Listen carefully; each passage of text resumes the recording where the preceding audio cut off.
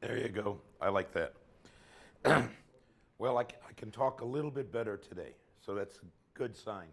So I apologize to everybody in the audience if you couldn't hear me too well yesterday. That's why we have a loudspeaker, right? I'm a bit better. By the time I get home, I'll probably be back to normal, and my wife will keep saying, "Stop shouting." All right, we are going to continue what we did, where we left off yesterday. You notice I've changed the schedule just a little bit. We only talked part of the time yesterday.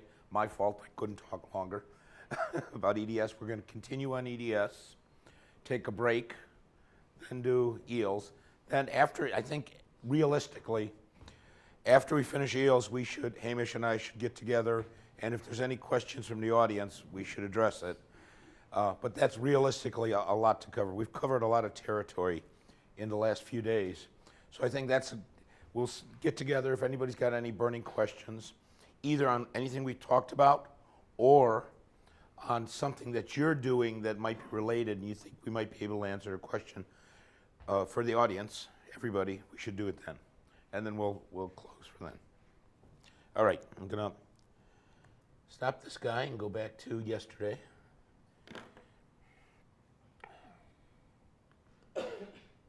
So yesterday we left off, where is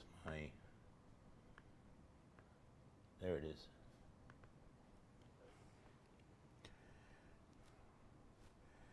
The last thing we talked about was different kinds of windows on the detectors. The fact that we could remove the window and do light amount analysis. And in a modern machine today, we can go anywhere from beryllium to uranium. Okay. All right. Now, intentionally, I'm not going to talk about the computer systems per se. It's a lot easier today than when Hamish and I first started this. When Hamish and I first started this, we had to put together our own electronics, data acquisition systems, pulse processors, everything to get all the. Nowadays, actually, this was by the time I left Argonne, left Illinois and Oak Ridge and came to Argonne, we had continuous systems, self-contained. Nowadays, you can put it all in a single computer with a single board that replaced all this electronics. So life is a lot easier for all of you today. Okay. All right, and I'm not going to talk any details about that. That's electronics and processing. Can we talk about it if somebody's got a question? Yes. What I'd like to start talking about today is, I told you how the detectors were made. I told you how the detectors work. Now it's important to understand that they are detectors. There are artifacts in the detectors. I want to talk about those artifacts. So remember, I told you a signal comes in, hits our detector, creates electron hole pairs, and we amplify that and measure it. And that gives us our signal. Now, the important thing to remember about the detectors is they are not sensitive to X-rays. They're sensitive to energy. Okay? So, are there artifacts associated with energy being deposited in the detector that arise and get processed and then look like signal? The answer is yes. Okay. There's a whole slew of types of artifacts. And first thing, it's not an artifact per se, but it's fundamental of the operation, is the fact that the resolution of our spectra changes with energy. Okay? You can see that example right here. Here's a low energy peak, here's a high energy peak. The width of this is smaller than the width of that. Okay? The reason for that is that the energy distribution there is governed by an electronic noise plus a factor called the Fano factor plus a statistical distribution times the energy of the electron, the energy of the particle that created the signal. Okay, so basically, as a function of energies, low energy peaks are narrower than high energy peaks. Now, ideally, we'd love it if the low energy peaks had infinitely small width, and you'll see why later. But that doesn't happen because there's a factor called electronic noise. That electronic noise has to do with the preamplifiers and amplifiers of the detector. It's never zero. Okay. So in a modern system, that electronic noise really limits the lowest energy resolution we get. Typically, down in this low energy regime, energy resolutions from anywhere from 60 to 100 evolts are good, and that limitation is based on the noise. As we go up in energy, the noise doesn't change, but the energy changes, so the peaks get wider. Okay, you'll see that's important in a few minutes. The other important thing is we talked about a peak, an energy coming in, giving rise to a peak. Now, the crystal is sensitive to energy. If an X-ray comes in, it creates a number of electron hole pairs. If two X-rays come in at nearly the same time, they're just depositing energy in the crystal. Crystal doesn't know that. It says, I now have n electron hole pairs, and it'll give you a signal a little higher. Okay? Typically, that's called a sum peak. Two peaks come in at the same time. Okay? So you will see some peaks at the coincidence energy of two X-ray lines coming in. Normally, the sum peaks will be some peaks for the most intense lines. Why do I tell you that? I'll show you a few examples later, but whenever you go across, when we start talking about how to analyze these spectra, first thing you want to do is say, what are all these peaks? Is this nickel? Is this aluminum? Is this silicon? What is it? So you should first identify every peak. The way we identify peaks, remember we said, look at the energy of the line, look up a table of what X-ray line should be. Sometimes you're going to see peaks here going, it doesn't make any sense. Check to see if it is a sum peak. Typically, go to the highest intensity peak, double it. If you have a peak energy there, it's a sum peak. And we'll tell you how to identify that later. That's sum peaks. Escape peaks also happen. What's an escape peak? Let me actually go forward, because I think I've got very specific examples of it. Yeah, so let's go forward first for a minute. I went ahead of myself.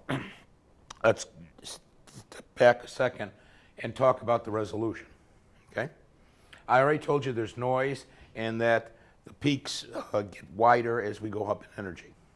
The other important thing to realize is the peaks have a width. And that width is governed by several factors. One, number of electron hole pairs that you get. I gave you an exact number. It's never exact. There's always a Gaussian type distribution, okay? So that's going to give rise to a little bit of native width of that peak. So it won't be a single point, but it'll have a little small distribution. The other thing that is important about the width of these peaks is the ability to measure the peak is proportional to how accurately we can count those number of electron hole pairs, or how accurately we can measure the voltage that's generated, okay? And remember I told you when an X-ray comes in, we get a pulse, then a time delay, then another pulse for the next X-ray. The level at these tells us the energy of the X-ray. The longer the time we have to measure the width of that pulse and reduce the statistical noise, the more accurate the peak is, all right? And the more narrow the peak is. So all detectors have a parameter called the time constant. How long we're going to wait while we're doing a measurement to find our integral. Now, you say, well, we'll just put a really long time constant. That's good, except if your time constant is too long and you get two peaks coming in, two pulses coming in, you start getting overlap. Okay? So the time constant is a parameter that you can control. The longer the time constant, the narrower the peak. The shorter the time constant, the more statistical error you have in your measurement, the wider the peak. Why would I want a long time constant versus a short time constant? I want a long time constant to get good energy resolution. I want a short time constant when I have a lot of peaks coming in, and I want to separate them. So that's a fundamental limitation. You can either have a high count rate, lots of counts coming in, but you lose a little bit of resolution, or you could say, my count rate is very low, I can increase my time constant and get better energy resolution. And you'll see that has an advantage. All right. Why do I want that? Here's an example of, these are real measurements of X-ray lines. And remember, we can walk across the periodic table, going from boron all the way through silicon and keep going. This is some fairly old data from 1982. That's great. We can see all these elements. We can see carbon, oxygen, nitrogen. But remember, in a real world sample, we're not just looking at pure oxygen. We're looking at a compound that's composed of more than one element. Let's, assuming we're working with a transition metal. I already told you transition metals have very nice lines in the K series. Very nice, very discrete. Remember, you can't select which X-rays you measure. If an X-ray gets created and generated and hits the detector will measure it. So if we're interested, for example, in titanium, there's a few people who might want to look at titanium. We'll get the titanium K line. It's a nice line, we can look at it. But in addition to the titanium K, you also see the titanium L, okay? So there's the titanium K in yellow and there's the titanium L in yellow, okay? That's not a problem unless you also want to look at another element that might be in this regime. For example, nitrogen. Titanium nitride is an important issue, okay? Look where the nitrogen K line comes out, and look where the titanium L shell family comes out. They superimpose directly. So because of they superimpose directly at the resolution we have here. If we had higher resolution, we'd be able to differentiate between those. And we can do that, and we'll talk about that, by either, sorry, I think it's the next slide. Yes, when we can't resolve it, maybe we go to a different spectroscopy. For example, electron energy loss spectroscopy, where we can now resolve the nitrogen from the titanium without too much difficulty. But then there are other issues. Okay, so resolution is a fundamental limitation. The other limitation is, I mentioned electronic noise, energy being deposited into the crystal, okay? Here's an example of the same sample in a noisy environment, okay? What's happening, we're actually vibrating the crystal a little bit. It's adding energy to the system. We're getting small bits of signal, and the noise is increasing. And we see, what does it do? It drowns out the signal at the low energy end. Why? Because the noise is high frequency. We have a long time constant. It washes this out. How can you get noise like this? Several ways. If you have an older detector with liquid nitrogen filling, if you filled up the liquid nitrogen too much and the nitrogen is boiling, it's creating vibrations, mechanical issues. I had a colleague whose name was Dean. You might know him. Dean Miller used to like to bring a radio into the microscope with him so he can listen to music while he was doing his microscopy. Of course, if you turn the music up too loud, not only did it vibrate the microscope, it vibrated the detector, and then you can get electronic noise. And there's other ways of creating electronic noise, ground loops and like. So electronic noise it reduces your resolution. You can see the resolution gets worse and also creates additional peaks. I'm going to skip this slide. I mentioned that there are other artifacts in the detector. An X-ray can come in, create the number of electron hole pairs, as long as we measure every X-ray. When an X-ray comes in, it starts losing energy. Sorry, I should say it first. It starts losing energy. For example, let's say a 10 kV X-ray comes in. It takes 3.6 eV to create of that energy to create an electron hole pair. That's one electron hole pair, and that X-ray will continuously lose energy. Now, if that hits the crystal and the entire X-ray gets absorbed by the crystal, it'll create a single peak. However, what happens if the X-ray comes in, doesn't hit the center of the crystal, but really hits toward the edge? What can happen? Some of the X-ray energy, some of the X-rays can be missed, lost, okay? The amount of energy that's lost is called the escape peak. It's the amount of energy needed to ionize silicon. That is a very discrete energy. It's 1.74 keV. So if you take any peak, subtract 1.74 keV from it, you may see a nice small peak, okay? It will directly be proportional to the intensity of every peak, but it'll be very small, okay? So if you have a very small peak, you put your marker on it, you say, what is this peak? Because it doesn't exist to an element that we know. Add 1.74 to it and see if it's next to if it's an escape peak from a large peak, okay? That will always happen It may be very weak. It may be so small it'll be in the noise, which you'll only see it for very large peaks because it's a specific percentage of the total intensity. Can you say like why is it 1.74? 1.74 is the energy needed to ionize silicon. Your detectors are made out of silicon. Okay, so if the X-ray escapes before it finishes ionizing all the energy, it's because it's ionizing silicon, and silicon's releasing the electron pair. So it's always 1.74 keV. The other thing I mentioned is what happens when two X-rays come in at the same time. It's called the sum peak. So here, let's take a sample of iron, okay? And we're going to go in a very high count rate situation, lots of counts coming in. So we are getting individual X-rays coming in, but they're coming in so fast, and my time constant is such that I'm measuring it over a long enough interval. I'm seeing not a peak at 6.4, we see that one, but we also see some at 12.8, double that, okay? Now, how do we know that's a real peak versus a sum peak? It's very simple. These sum peaks are proportional to the count rate. So if we take the same area of the sample, decrease the count rate, what will happen is the peak will disappear. Okay? It's an easy way to differentiate between a sum peak and not. But notice the escape peak doesn't. Because the escape peak is a function of the primary peak.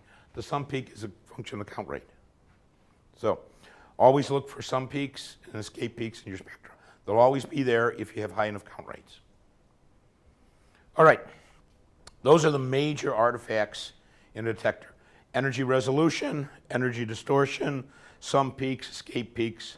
I mentioned pulse pileup is similar to a sum peak. The peaks are coming down. Usually you don't have to worry about that now. The electronics nowadays are much better than they were 30 years ago or 50 years ago. All right. So you all are now experts at X-ray detectors, right? X-ray detector is useless unless you get it onto an instrument.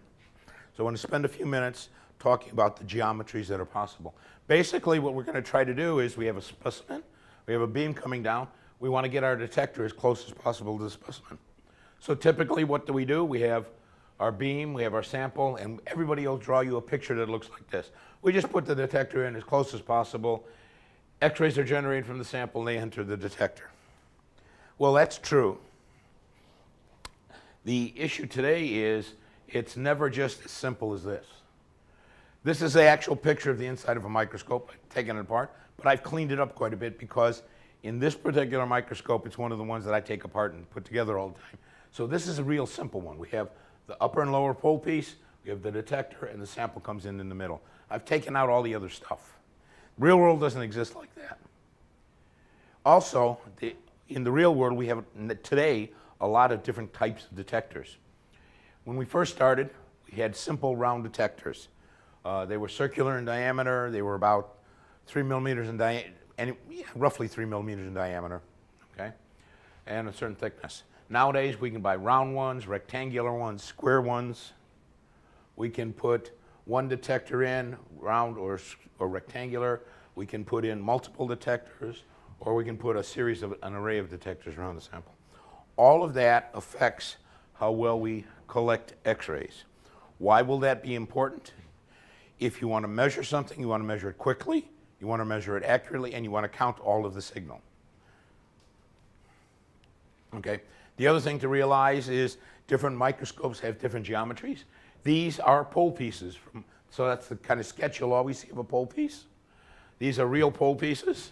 This is a pole piece from a 1,000,000-volt microscope. Okay. They all have a similar shape. That's more like the pole piece you'll have in your Titan. That's a 300 kV twin lens. But you have a gap, and between the gap, somehow, you have to put your sample stage. All right, as soon as I do that, what's happening? I'm starting to fill up the space.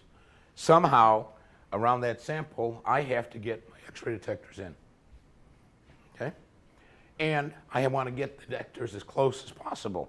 Of course, getting them as close as possible also depends upon the size of the detector. Okay? The important parameter that measures how well a detector collects signal is something called a solid angle, the collection solid angle.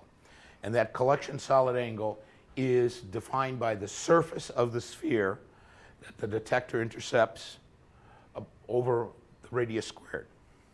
Okay? A lot of manufacturers just tell you, well, the area of my detector divided by the square root of the radius is your solid angle.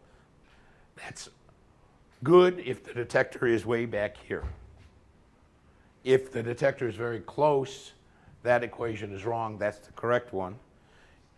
Why do I tell you this? Because I want you to understand what kind of a detector you have and how good its collection efficiency is.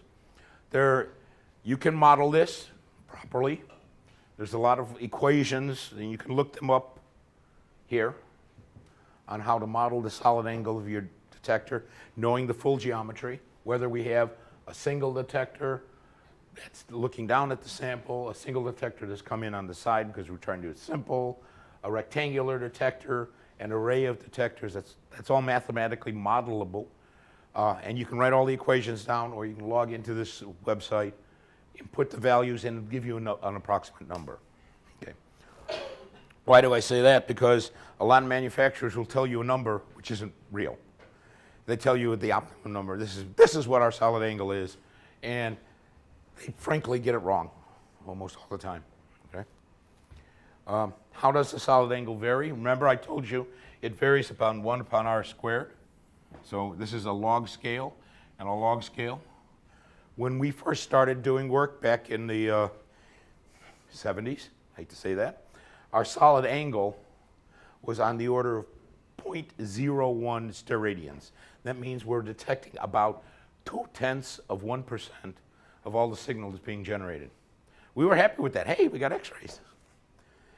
As the years passed, we put in from small detectors to bigger detectors, and we started moving them closer, and our solid angle started increasing. By the time we got to the early 80s, we're up to almost 1%. A little bit longer, mid-80s, up to 2%. Late 80s, early 90s, almost 10%. A little bit later than that, we reached the 50% level.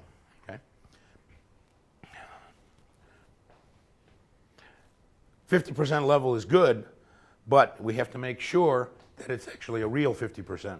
So if we have a detector in between a pole piece and we have our sample in, what we have to realize is that if I can use a small detector or a large detector, which is right?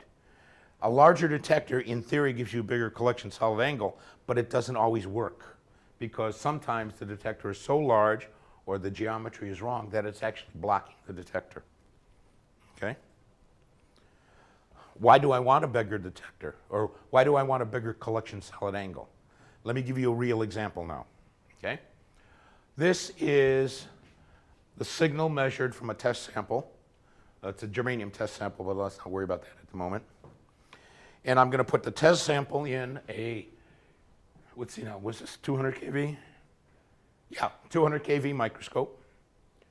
Known beam current, known signal, 60 square millimeter detector. That's a pretty good sized detector. And I'm going to measure that signal and call it unity. That's for a single detector. Let's look at the kind of microscope you have, a quad detector. The quad detector, 430 squares, that's what the Super X geometry is.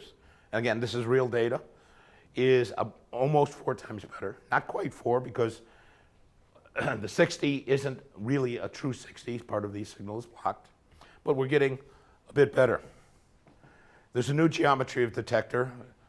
We call it the XPAD. It's something that we designed and built at Argonne, and it improves on both of those by a bit. It could take us from what on a single detector was 1x, a factor of 22. Now, think about that. You're now measuring something 22 times faster or 22 times more efficiently. So what does it mean you can do? You can do an experiment quicker or you can do an experiment better. You can never do both. You take your choice. Which do you prefer? Do you want to spend more? Do you want to do it faster, spend less time, and keep the statistics the same? Or do you want better statistics with the same amount of time? okay? Historically, how have things happened over the years? This first red dot is the first detector that we put in on the Joel microscope at Illinois. Over the years, these are single detectors. Single detectors have reached the limit. They've saturated. They can't get much better. Array detectors, either dual detectors or quad detectors. The quad detector is about here in the system. And they've gotten a little bit better, and that's expat again, okay? So it's gotten a little bit better, and I will tell you all, it has a Guinness World Record. It's the most efficient X-ray detector in the world. And that's a real certificate hanging on my wall in the lab. The lab doesn't care about it, but I did. All right. In addition to just getting a detector in, we also have to worry about the sample holder, okay? So we put a detector in, we have a sample in, and here's part of the reason that all the detectors aren't as efficient as this. The side walls of the holder can block X-rays from going into the detector. So in the diagram here, even though I've got a nice big detector in, it's really close, I've shaped it just right, because of the sidewall, it would block all the signal, okay? And so how do we solve this? Well, typically in your microscope, you used to tilt the holder, okay? And as we tilt the holder, you see the signal going up and down. Why is that happening?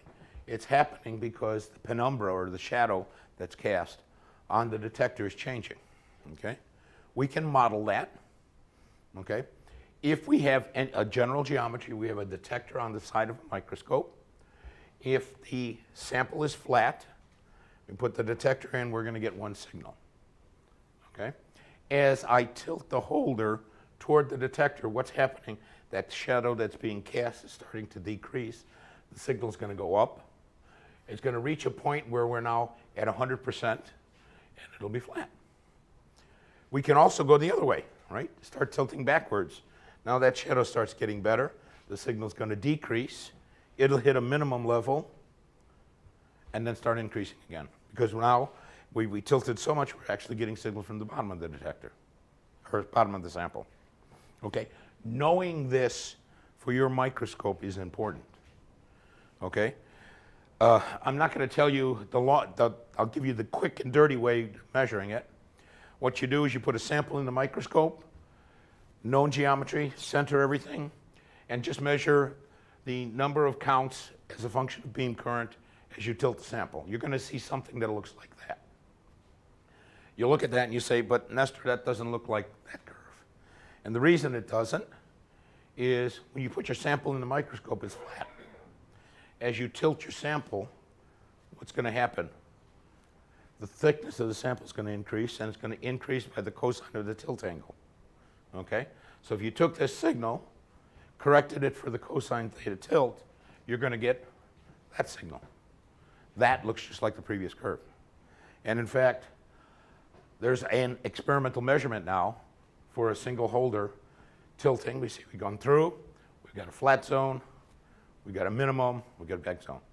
Why do I want that? Well, the best signal that you're going to measure is somewhere up here. You need to know where that point is. What's that cutoff angle? It changes for different microscopes. Let's skip that slide. That's what sample I used to do it. Here's an example of that measurement done on a whole series of different microscopes. Look at how much it varies. Okay? That cutoff angle in this microscope is at 0. That's great. Okay? This one goes up to 20 degrees. That one's about 10. This one is again 20, but it's got a huge flat zone. And notice also it varies depending on the design of microscope and also type of holder. Okay? It also varies depending on how many detectors you have. Here's your microscope. You've got a Super X system. You have 4 detectors in your microscope. If you look very closely, there are actually 4 traces here. 2 in green and 2 in red. Okay? You have 4 detectors, 2 at the front, 2 at the back. All 4 detectors are different, slightly. Why? Because they have a different view of the specimen. And you notice when we tilt it toward one set of detectors, we're tilting toward the green detectors, that signal's going up, while the signal for the red detectors, the other side, is going down. If we take the sum of all of this, that's the curve response. So for the geometry that you have here at IIT, the best possible geometry is for the flat sample. Okay? If you tilt it back and forth a little bit, by about plus or minus 10 degrees, it doesn't change much. But as you tilt higher and higher, which you can in your microscope, realize that the signal is going to be dropping. Also realize that while one detector is getting better, the other one's getting worse. Okay? So, quad system, you want to be flat if possible. If you're tilting, can you do it work? Yes. Nice thing is, it's a pretty symmetric shape, so we can predict that. All right, let's leave geometry for a moment. And let's ask ourselves, why are we doing EDS? We're doing EDS because we're looking at something, and what we want to do is make a measurement. And when we make a measurement, what do we want to do? We want to maximize the sensitivity, minimize the time. So how do we maximize this analytical sensitivity? What's the important parameter there? The important parameter there is the detectability limit. Now, we can mathematically define what a detectability limit is. We can use the student t-test criterion. We can say that the change in the signal has to be greater than 2.33 times the square root, times the statistical uncertainty, and that's just simply the square root of the intensity plus the background. Okay? We can then say, take the ratio of that to the raw intensity, and we have a general equation. Okay? We can simplify that general equation even further. We can say, what's the minimum detectable mass? The minimum detectable mass is when, if the background is very low, and so B is very much small, then we just want to measure an intensity. The minimum detectable mass goes inversely with the intensity. Inversely is the square root of the intensity. If this is the minimum detectable mass, the minimum mass fraction is the other way around. It's when the background is actually much higher than the intensity. So the equation changes a little bit. There, instead of inversely proportional to the intensity, it's inversely proportional to the product of the intensity times the peak to background ratio. What does that tell us about our geometry? How do we increase our minimum detectable mass? The smallest thing. We want I to be as intense as possible. When this is as large as possible, this is as small as possible. When we want to do the minimum mass fraction, it's not just I, but it's also B that comes in. All right. And that's not a traditional way of doing it. Why is this important? It's important because the characteristic intensity emitted from a solid, characteristic, the I, is isotropic. Goes out over 4 pi radians. Background in our microscope is highly anisotropic. That's because, remember, it's created by the electron bremsstrahlung, which is anisotropic, it's highly relativistic, and the discussion of that is really complicated, and we don't have time to talk about it today. That's a whole other topic just by itself. The important thing to realize is, can we get very good minimum detectable masses today? The answer is yes. We maximize that intensity. You have 2 parameters there. You can make the minimum detectable mass as small as possible, which means the best, by either maximizing the intensity. If you can't maximize the intensity, you can increase the current or increase the analysis time. All of those make the minimum detectable mass smaller. Why not just make more current? Because some samples get destroyed with more current. Why not just keep the current constant, keep the intensity constant, count for a longer time? Again, you can do that, but some samples destroy with time. So what I want you to realize is you have 3 parameters here to use at your disposal to do your experiments. The amount of current, the amount of time, or the type of detector that you use. And you want to maximize any one of those. As long as you maximize those 3 for your experiment, you're getting the minimum detectable mass that you can get. All right, let me show you an example of that. Let's go to steel. This is a carbides in steel. You see the dislocations in the carbides. I want you to first focus on there. And again, we see tiny precipitates around there. If I do an analysis, and I'll call this a map for a moment. It's a hyperspectral image. We can see the silicon carbides. We can see the moly chrome, so these are M23C6. silicon, chrome, moly. And what we see coating the dislocations now are very tiny amounts of niobium. So it's niobium carbides coating those. Now, could we have told that by doing a complex diffraction contrast experiment? We could have done diffraction, done diffraction, do the contrast analysis, do a full-blown dynamical experiment. We'll get results. By measuring the lattice parameters, you can tell it's a niobium carbide or something. Now, on the flip side, I didn't want to do that. I'm getting tired in my old age. I said, well, I'll just do a map to see what's there first. And that's what I did. I just did a map. Now, how long did that map take? This is done on my new system, okay? So, 400 picoamps of current. That's not a lot of current. Most people run a lot more. But that, for me, is a lot of current. I tend to run about 100 picoamps nowadays, 100 to 30. I did a square image at 2,000 by 2,000, and somewhere it told me how much time. Yes, 13 milliseconds per pixel. I got that. That's the signal, okay? Now, it's also a 2K by 2K image. So 2K by 2K, even at 13 milliseconds per pixel, takes a long amount of time. But that's not a hell of a lot of time with the new detectors. Now, go to the conventional detectors, which are 20 times less efficient, like I showed you in that earlier slide. It's going to take you 20 times longer, or you'd have to spend 20 times the time there. All right. Here's another example of using an efficient detector. This is an automotive catalyst. Oops. That image was supposed to be, oh well. There was supposed to be a black and white image. Maybe it's, forget it. It's the color one. It's the final image. It's a palladium, calcium, titanium, cerium, zirconium. There's a catalyst in there, and you weren't supposed to see the yellow yet. That's the actual catalyst. So what can we do with that in a conventional machine? So here's the image of this area, just looking at the palladium with a detector that has a solid angle of 0.2 steradians. That used to be a good detector. I spent 10 microseconds per pixel, so it took roughly 2.5 seconds to take that data. What do we see? Nothing. Spots and dots. All right, let's do a new detector, same area, same thing, but 0.7 steradian. This is the Super X now. I'm starting to see something there. Oh yeah, that looks like it was real.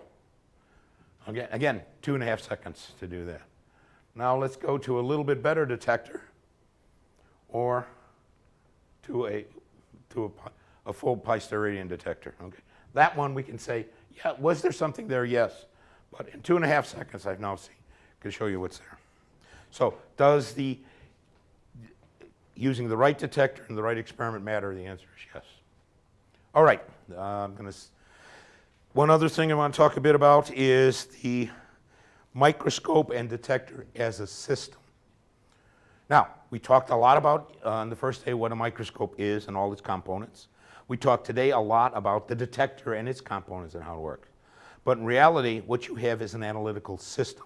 It's not just a microscope, it's not just a detector. We put the two together, okay? So it's important to understand how those two react with each other and what artifacts are created by merging the two, okay? So now let's look at that particular spectrum. It's a spectrum from a piece of steel that I stuck in my microscope. What's the biggest peak we have there? Copper. There's not that much copper in my steel, okay? What's happening there? Well, remember, we put a sample in, we have a holder in it, and we're not only seeing what's in the sample, but we're seeing the immediate environments, okay? All right? So the complex geometry that we have today is the fact that we have a microscope with components, we have pull pieces, we have objective apertures, we've got holder material, and we have a detector that not only has a large collection solid angle, but it also has a very large subtending solid angle. What does that mean? Is if an X-ray is generated from here, if there's a line of sight path to that detector, it'll detect it. How do we minimize the subtending solid angle? We really have to design that collimator right, okay? Back in the good old days at Illinois, when we had a single detector, we designed our own collimator. It was a very good collimator. The system peaks were low. But nowadays, when we have very complex detectors, so there's a collimator on the front of a detector. You notice it's really small, so it's got a good collimation. So because it's got a good collimation, it's looking at mainly only the X-rays that come from here. There's a zero collimator on this detector. It's a naked detector sitting out there in free space. So it will see any X-ray that hits it. Take that black area away. An X-ray that's created there will get in. An X-ray that's created here will get in. So we'll see this immediate system environment. Okay, so knowing what your system is made up of, knowing where the iron, the cobalt, platinum if you've got an aperture, copper, tin, moly from the holder, aluminum, silicon, zirconium if you've got an aluminum collimator. Also important, not only are we getting signal from this, we're also getting signal from the detector itself. The modern detectors today, I told you already, are very thin.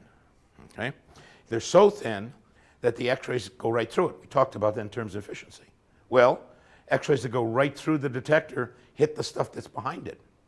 If they hit the stuff that's behind it, you'll get X-ray fluorescence of the material behind it, and you'll actually start analyzing the composition of your detector.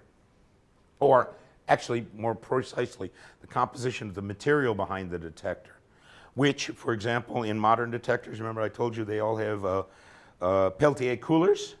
The Peltier coolers have insulators behind it, so you will frequently see information of the Peltier coolers. Depending on how old your detector is, at one time, a lot of the detectors today are made in Germany by a company called PN Sensor. They used to use a lead solder to put the detectors together. They don't do it anymore because it's now against German safety rules. But you will sometimes see lead peaks if you have a very old system. Another manufacturer used a lanthanide as part of their insulator for their Peltier cooler. Another one now uses yttria stabilized zirconia. You'll see yttria peaks. Okay, so know where they're coming from. Can we minimize this? Yes, we minimize it by manufacturing things around the sample, trying to minimize things that generate X-rays. So for example, in this case, what we did is we rebuilt the holder, minimized the amount of copper, and now the copper signal disappeared. Let's see now. We also, how do we do that? We surrounded the sample by beryllium. Okay. The other thing that happens, and you will see this in every microscope I've ever used, put a sample in, a fresh sample, take an image, everything looks fine and dandy, and then I focus my probe down, and I get this nice little round mound of carbon contamination, focus probe. We can mitigate that. Where's it coming from? It's diffusion across the surface. Okay, you've made your sample somehow. You've touched it possibly. You've cleaned it with solvents, or it's just dirty. Okay. So we want to mitigate this. One way of mitigating it is to remove mobile hydrocarbons. We can do that with a plasma cleaning process. So here's an example piece of steel where I've focused the probe down. So here's those focus probes. I now treated it by doing a plasma cleaning. The plasma cleaning basically introduces ozone to the sample. Okay? That ozone reacts with the mobile hydrocarbons, forms CO. The CO pumps off.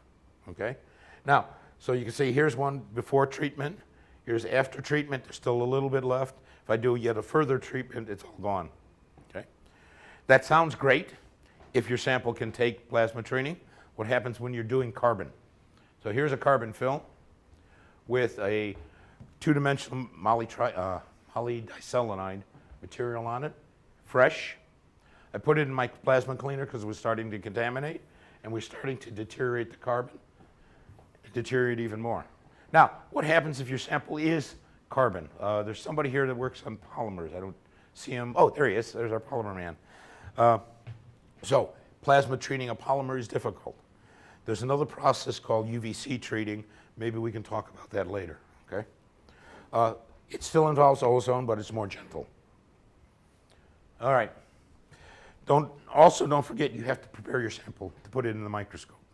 Lots of ways of preparing sample. you can do electrochemical polishing. If you do electrical chemical polishing, you have residual polishing solution. In this case, we used hydrochloric acid. There's a chlorine peak from the hydrochlorine. It wasn't completely washed. If you do ion milling, okay, you can get sputtered material from this area around the sample that redeposits on top of the sample.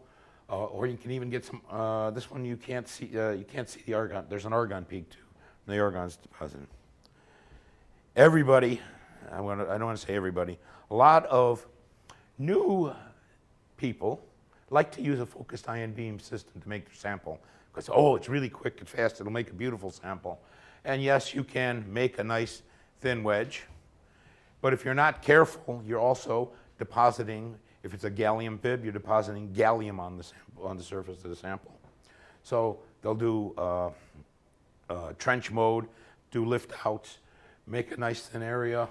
Yes, that looks beautiful until we go in and actually do an analysis and see there's a very large gallium peak there. Okay. Now, if you do it right, can you minimize that gallium? Yes. Can you clean the gallium off? You can get most of it off, but you don't always get all of it. And you're also implanting gallium in your material. Let's see, what's the next one? So here's one new graduate student working with me. Oh, I got a beautiful sample for you. Look at, I can see this structure. And I said, okay, let's see where the gallium is. And the gallium went all the way across his beautiful structure. So there's gallium everywhere. All right, be careful of that. Some of you will take samples and put them on grids or supports. Remember that when we buy a grid, we can buy grids of different materials, going anywhere from beryllium grids all the way down to gold grids. If we get scattered information, X-rays getting scattered, they will excite the grid, so we will see these elements. I tend to like either a pseudocarbon or a diamond or silicon nitride grids. They're pretty good. Remember, when you buy a carbon film, you're not buying carbon. It has carbon in it. It's mainly carbon.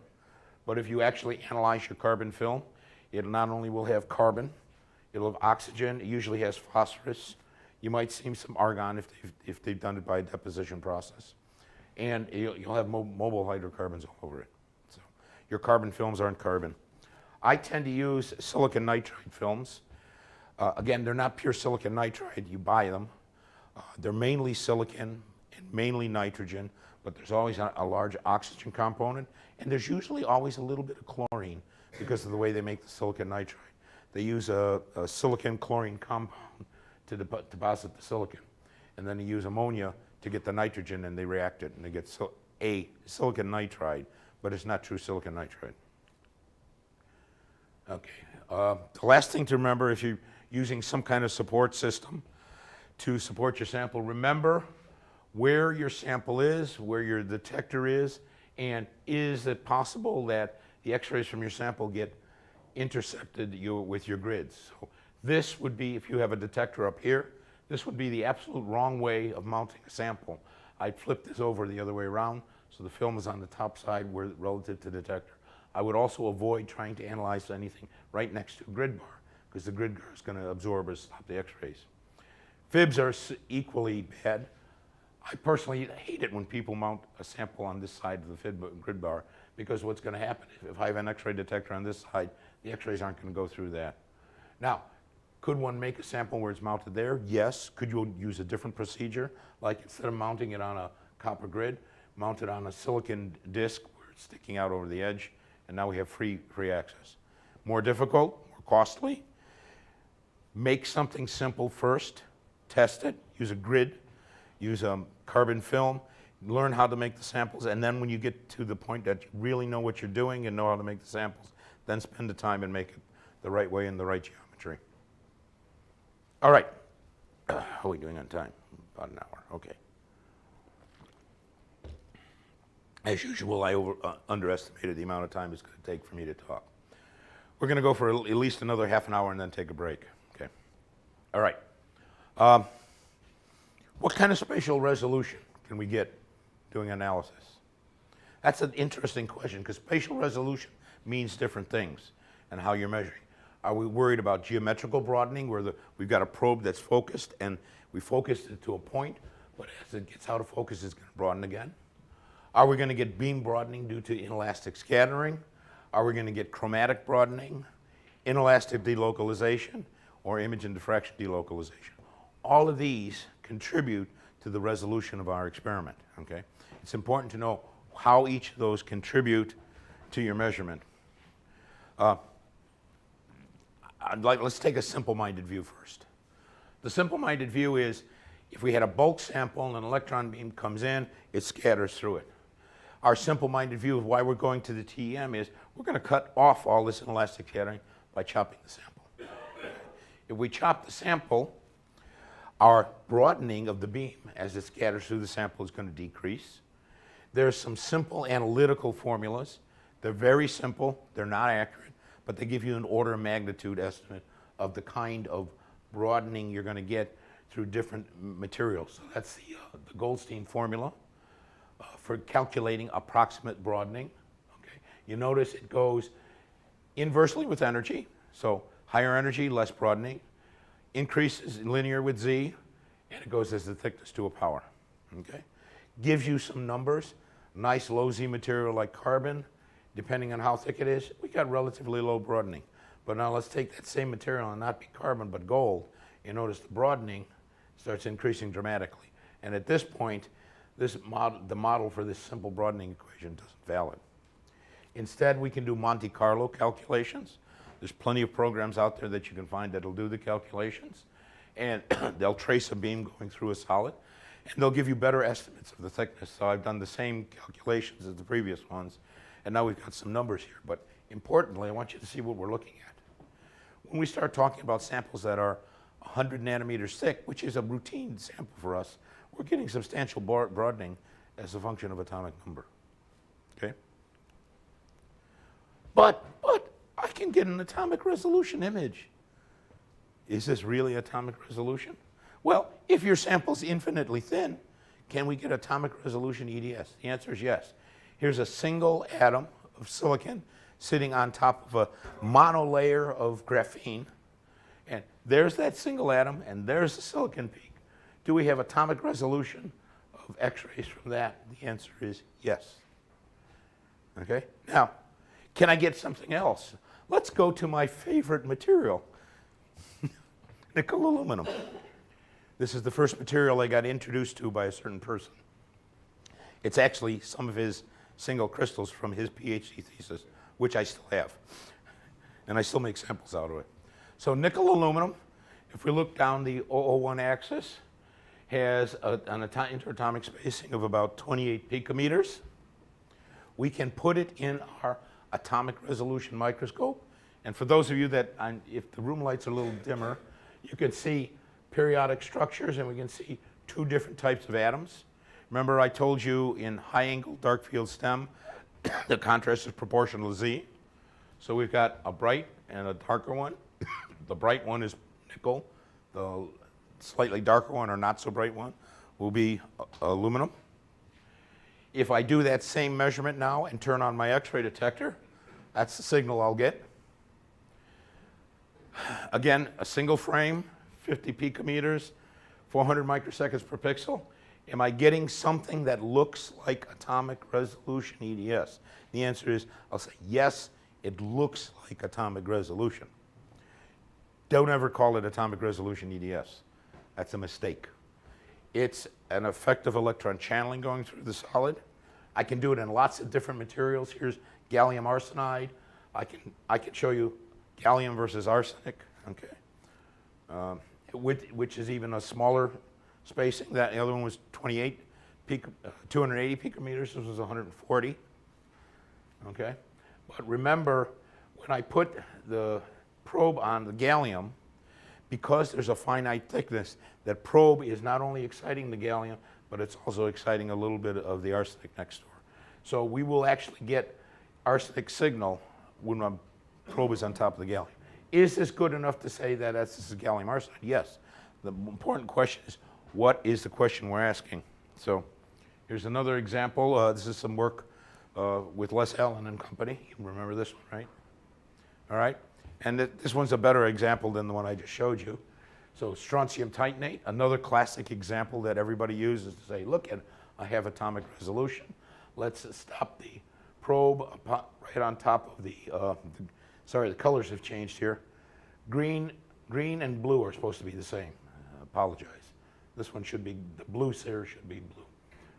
This one should be blue to match that one, or this one should be green. Okay, we stop the probe on top of the titanium peak. So there's the blue signal here. Notice we're still getting a lot of strontium.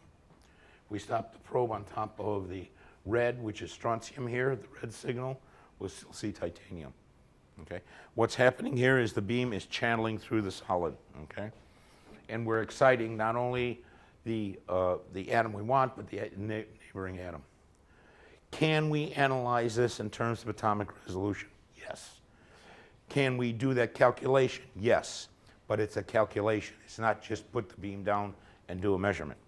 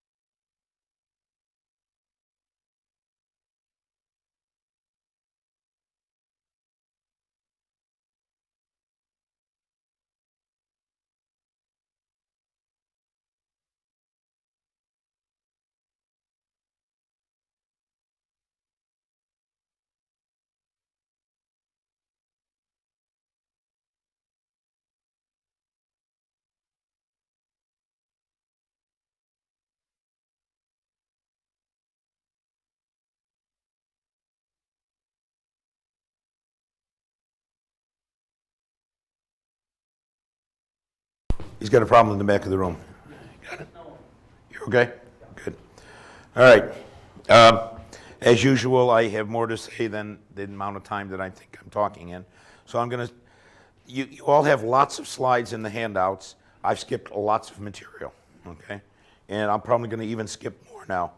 I'm going to leave the hardware, I'm going to leave the artifacts, and we're going to go into quantification next, okay? The important thing about quantification is you're going to have a spectrum. That's data. First thing you want to do is identify all of the peaks in your spectrum. Make sure you know what's there. Make sure you know what's part of your sample and what's an artifact. We talked about all of that. The next thing you're going to want to do is you're going to want to measure the intensity of a line, okay? What I want to remind you is when you're measuring the intensity, never measure the peak height. I always want you to measure the peak area, okay? The reason for that is very simple. I told you already that these detectors have a variable energy resolution with energy, okay? That means two peaks, even if they're of equal intensity, but at different energy levels, will have different widths. So the amplitudes will be different, but the integrals will be the same. And it's the amplitude times the width of the peak that gives you the intensity. So all peaks, these two peaks are identical in terms of integral, the total number of counts. But the amplitude of this one is a lot less than the amplitude of that one. Never measure peak amplitudes, always measure integrals, okay? Backgrounds are complicated devices. I told you a formula before for background. There's a lot of computer programs that do modeling the background for you. Here's a nice model. You notice it works really well out here. It's a model I used years ago, but it tends to break down at very low energy end. There's nothing you can do about that because there's so much complicated stuff going on here. Theoretically, that's right. Practically, it's an issue, but we'll find out later that analyzing things down at this low energy end are difficult. If you're going to do a background, I don't care what model you use. The important thing is, does it accurately represent the background under a peak? I'm very happy if you just use a simple linear fit between one side of a peak to another, okay? That's an accurate background measure because the statistical error you're going to make there is relatively small, okay? The last thing is almost all the manufacturers give you a computer program or sell you a computer program and they say, yes, we can fit all the peaks. They'll have multiple peaks. You'll tell it what elements are present and it'll fit peaks. The important thing, what they're doing is they're not actually fitting the peaks, they're fitting the profile, okay? And they're saying, I'm going to give you some peaks, you're going to tell me what elements are there, and I'm going to make it match the profile. Make sure of several things. First of all, does the peak fitting work for your material? Are your peaks calibrated? Is your detector calibrated? Because all of the systems nowadays assume you have perfect calibration. I will guarantee you that after a year or two of time, the calibration of your detector will change. But your computer program won't. It'll think the peak is here, and you've had a small shift to the peak, the integrals will be wrong, okay? Check the calibration, look at the peak fits. Do they actually match your data? 2 weeks ago, I was at U of I. We were doing a live test. We acquired a spectrum. I said, okay, let's just do a peak fit. And a beautiful peak of experimental data, but the peak fit showed the peak was way over here. So the calibration drifted, nobody had checked it in 2 years. All right. There's a lot more things in the notes about peak fitting and analysis. We're not going to talk about that right now. What I want to talk about really now is move into quantification. Because let's ask,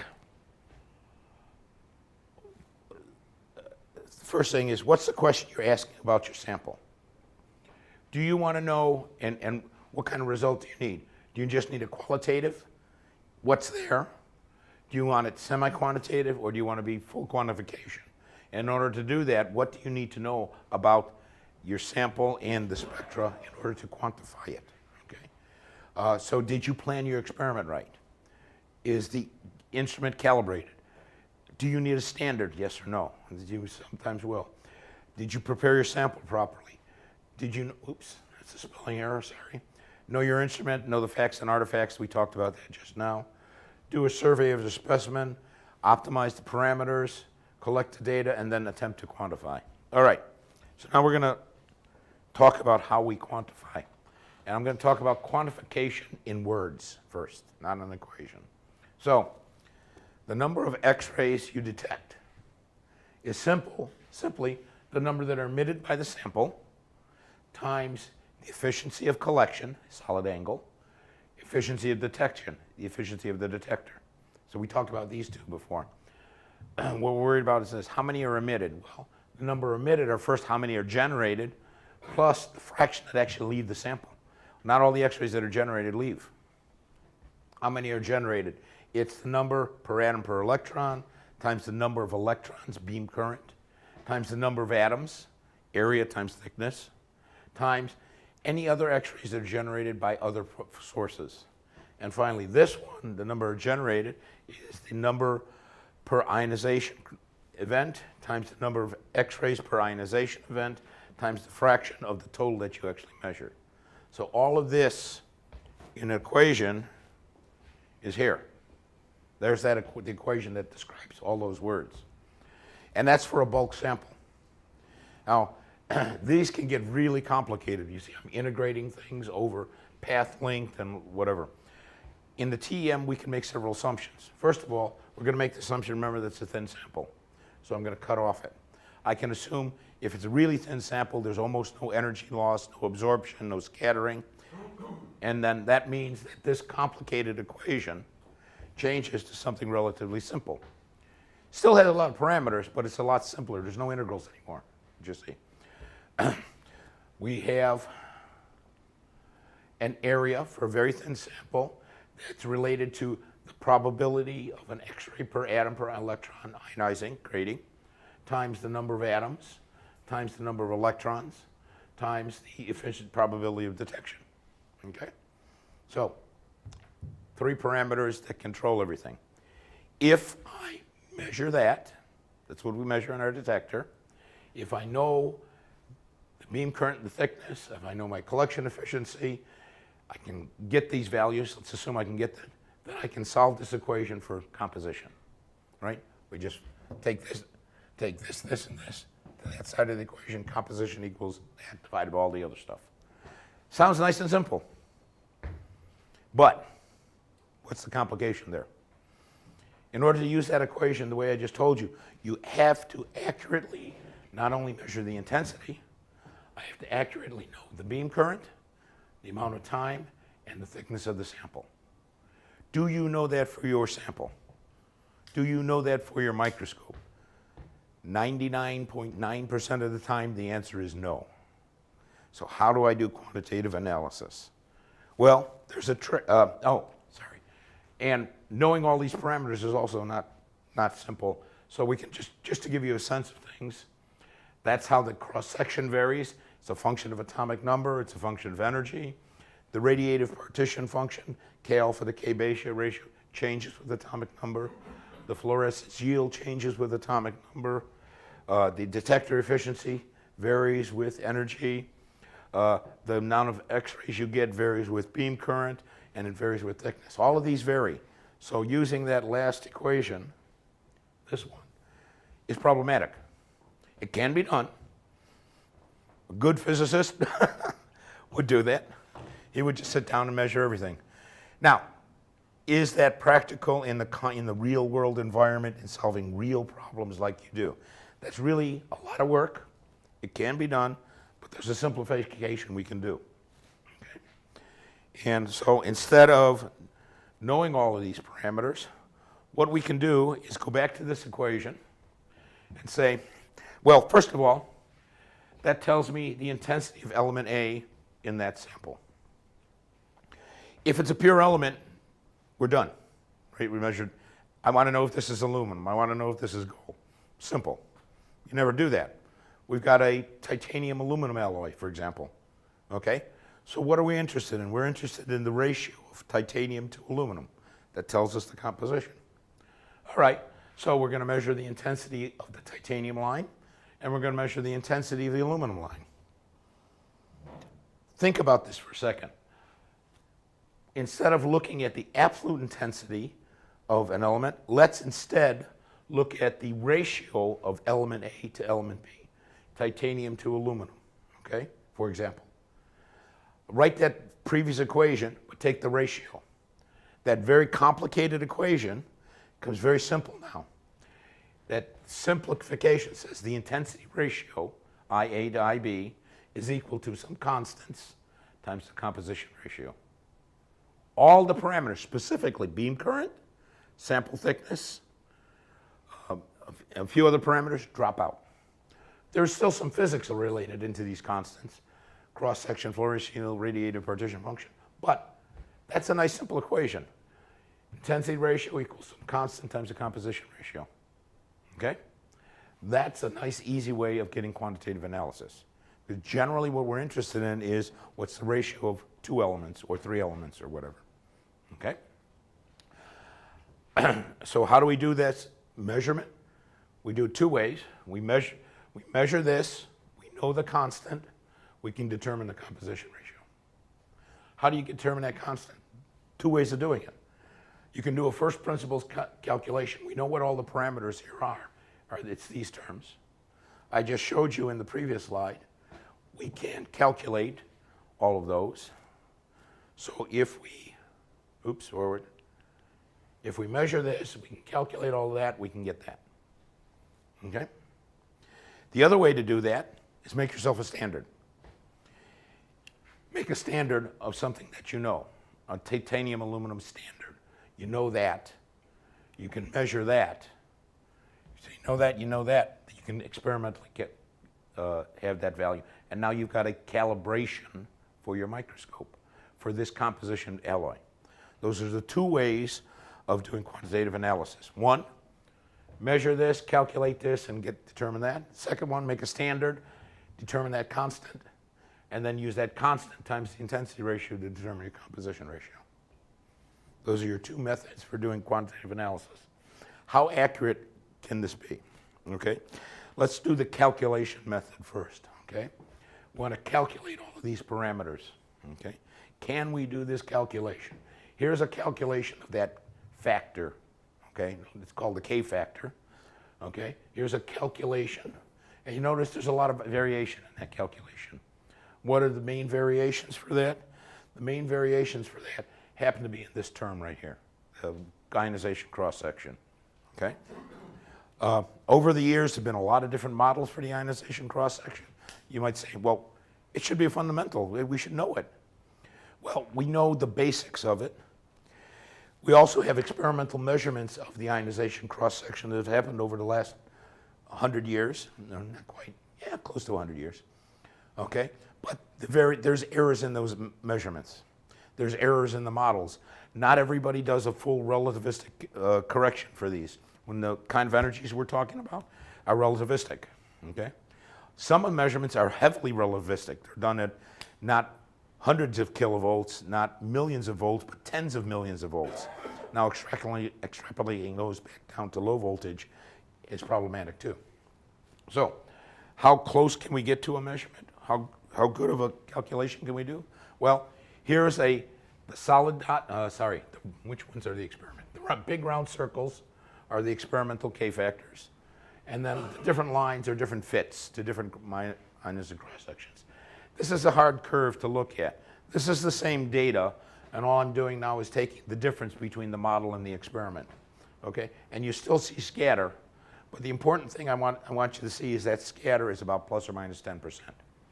So if you're using the ratio method and experimentally and calculating the theoretical K factors, what kind of error can you expect? You could trust it to about 10%. You want to do better? Make yourself a standard. Make a standard, then you will have the K factor for your instrument.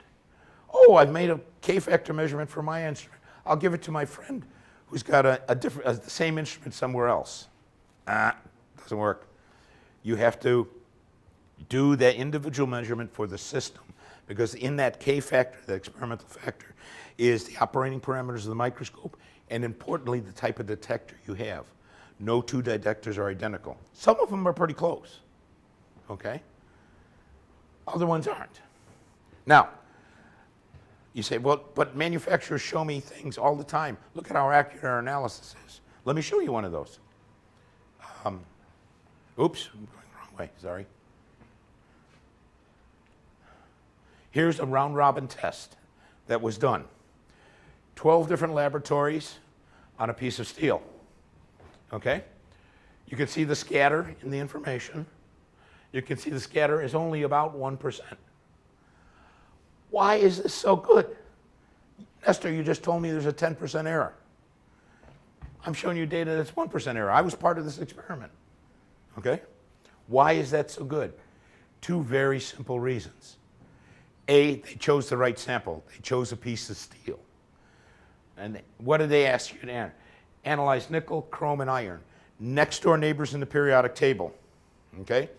The correction factors are near unity because they're next door neighbors in the periodic table. They're high energy lines up in the 6 to 10 keV range. The efficiency is almost 100%, regardless of what detector you got. This is the perfect case to prove that I can do quantitative analysis. I can do it on any system if I had these parameters. Let's take something more difficult. Let's not pick next door neighbors in the periodic table. Let's pick something that's high Z and low Z. Far apart in the atomic table, far apart in detector efficiencies. A good example of that is nickel oxide, NiO. We can get single crystals of nickel oxide. Do the same test again. NiO, these are the results of the composition spread. Now look at that variation, okay? Some guys all got the same result. Other guys that started to deviate by easily plus or minus 10%, some even worse. What's going on here? What's going on here is we've got a nickel line at near 100%, an oxygen line right down here, right where the detector efficiency is changing a huge amount, okay? So, can you get good quantitative analysis? Yes, if you pick the right system, if you understand what you're doing. If I wanted to do nickel oxide quantitation, and if I didn't know I was one of these guys, because I knew what I was doing, but one of these, could they have done this? The answer is yes. But now these results determine their K factor. And you could say, this is what I measure for the nickel-oxygen ratio. That's my correction factor. Then I can get the right answer, because I knew the sample ahead of time. All right, so can anybody do quantitative analysis? Yes. Can you do it accurately? Yes. The more accuracy you want, the more important it is for you to make yourself a standard, okay? Nestor, I can't make a standard of my sample. I've got some weird hafnium, tantalum, lead, perovskite, halide, something or other. I can't make a standard of that. Okay, then you're going to have to do a calculation. What should you do? You should first try a few standards, something like a steel, something like a stable oxide. Do a measurement, compare it with the calculation that you get for your system. If your calculation is giving you the right answer for several different standards, not just one, don't use steel. Pick a steel for one, pick an oxide, a silicide, something with large variation in atomic number. If your calculated models give you the right answer for the standards, then at least you can trust it for your unknown, okay? So that's the methodology I use. I have several standards that I run, some of which are very old, like nickel aluminum, some nickel silicide, some of the titanium alloys. We can make the standards. We may compare the results from the modeling program to the experimental values. If they worked reasonably well, then I trusted a bit on the unknown. But I still have that 10% error that I worry about. So the ratio method would work with the cave peaks, not with the other one. No, it works with everything. Because your detector efficiency goes down lower. Well, yeah, but that's why you make a standard. That's the next. Okay, so you make a standard. I don't care. You notice I didn't tell you which line I used. So, oops, sorry. So you prepare a standard. It's called the K factor, but that's just because it's a constant. Okay, it could be a K and an L. It could be it's harder to do an M. And in fact, would I want to do a calculation for the M? The answer is no, because those cross sections are known even less than the K's or the L's. The most confidence you have are K to K. The next one is K to L. The least is K to M. Okay? But If you have an unknown and you can make yourself a standard and measure those intensity ratios, then you're fine. Okay. So there's a lot of places that you can look up the values. There are other places that you can look in the references to get cross sections. I trust Inakudi very highly. This guy I trust a little bit. And there are other ones in there that you can use. Check your computer programs that you have with your instrument. What do they use? Some of them allow you to do experimental K-factors and put them into the database that they have on the microscope. Other ones say, oh no, we know what we're doing, we'll do it all for you, but they won't tell you what they've done. Okay? That's very dangerous. Okay. Is there another way of doing the analysis? The answer is yes. So we said we've had an unknown, we just measure the ratio of two elements, and a lot of terms drop out, and we can measure the intensity ratio that gives us the composition ratio.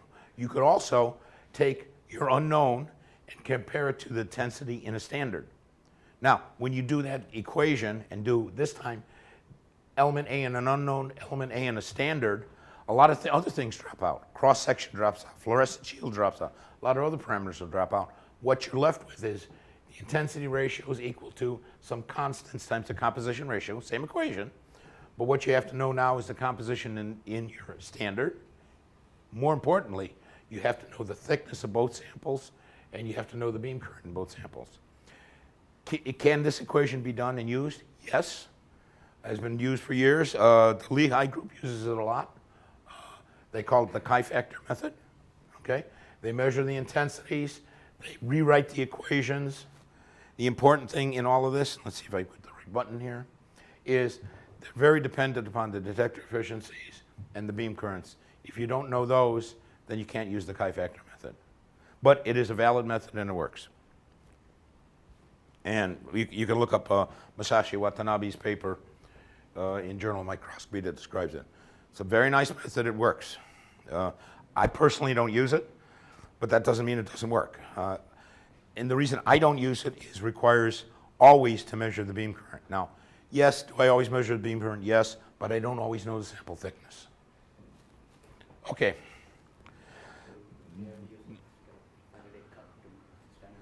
Yes, the question was, how did I get the beam current? You have to use a Faraday cup, okay? Or calibrate your screen. And what I do is I have a Faraday cup and I calibrate the screen current so I can measure the screen current under the same conditions all the time, and it's calibrated. And I calibrate it for all my conditions. Each voltage is calibrated differently. All right, a few more minutes on EDS and then I'm going to stop and we're going to switch to electron loss spectroscopy. Okay. So I told you a lot about quantification, and I sort of told you what the assumptions were. I said, oh, it's going to be a thin sample. What does a thin sample mean? A thin sample means no energy loss, no X-ray absorption, and no X-ray fluorescence. That's what a thin sample, and also no channeling. It doesn't say anything about the crystallinity of the sample. Are any of those always true? The answer is no. Okay. However, some of them don't matter too much. For example, the fact that the beam loses a little bit of energy going through the solid doesn't make a big difference. Why? Because we're operating up here at the high energy regime. The changes in the ionization cross-section are relatively small as a function of energy. And it all comes into about that the cross-section is directly proportional to the relativistic energy of the beam, which is half mc squared beta, okay? And a small change in energy loss makes only a small change in this, which makes even a smaller change in the ionization cross-section. So do we have to worry about energy loss for typical samples in an electron microscope? The answer is no. What else do we have to worry about? How about X-ray absorption? X-rays are generated, and you know all about X-ray absorption. We talked about it about the detectors. You know about it in the doctor's office, right? X-rays go through material, they get absorbed. They slow down. So the intensity coming in is not equal to the intensity that's coming out. Okay. Why do we have to worry about that? Well, what we have to worry about is this effect. We've got a sample of a known thickness. It has a known thickness and X-rays generated in there, and the X-ray has to get out of the sample. So what do we have to do? We have to know the geometry and then calculate the absorption of X-rays going out. You can write the equation for that pretty simply. Okay? And we can write that out. And the important thing to notice is that's it related to something called the thickness of the sample, the density of the sample, and a factor called chi. Chi is the mass absorption coefficient of the sample times the geometrical factor. That geometrical factor depends on where your detector is, how high it's up, and how much your sample is tilted. These guys we can determine, okay? The thickness of your sample you can estimate, and you can calculate an estimated absorption correction, okay? What do we have to worry about? We have to worry about in the new geometries. In the past, we did this all years ago. We had one detector, so there was one geometry. Today, we have a sample, and we may have multiple detectors surrounding it. The correction factor for this detector, because the X-rays are going through this part of the sample, will be different than the correction factor for this detector that's going through a thick thing. What's the message here? Be very careful when you're trying to do an absorption correction. Can you do it? Yes. We have to know all of these parameters. We have to know our geometry very well. Well, how do I know when X-ray absorption is important? Look at this equation, this one. X-ray absorption gets important when the factor e to the chi rho t gets large. Okay? If e to the chi rho t is small, then there's no absorption. Okay? Oh, I'm sorry. So, I apologize for a moment. Can we include absorption correction in that simple equation? The answer is yes. Write it all out. Intensity ratios, a constant times the composition ratio, and there's a new term. This is the absorption correction term. And as I just told you, that absorption correction term is related to the mass absorption coefficients and an exponential term in chi rho t. So chi rho t is a controlling factor. If we know what that is, or estimate that, we can say, are we a thin film or are we a thick film? Do I have to do absorption or not? When is this important? When e to the minus chi rho t is a big number.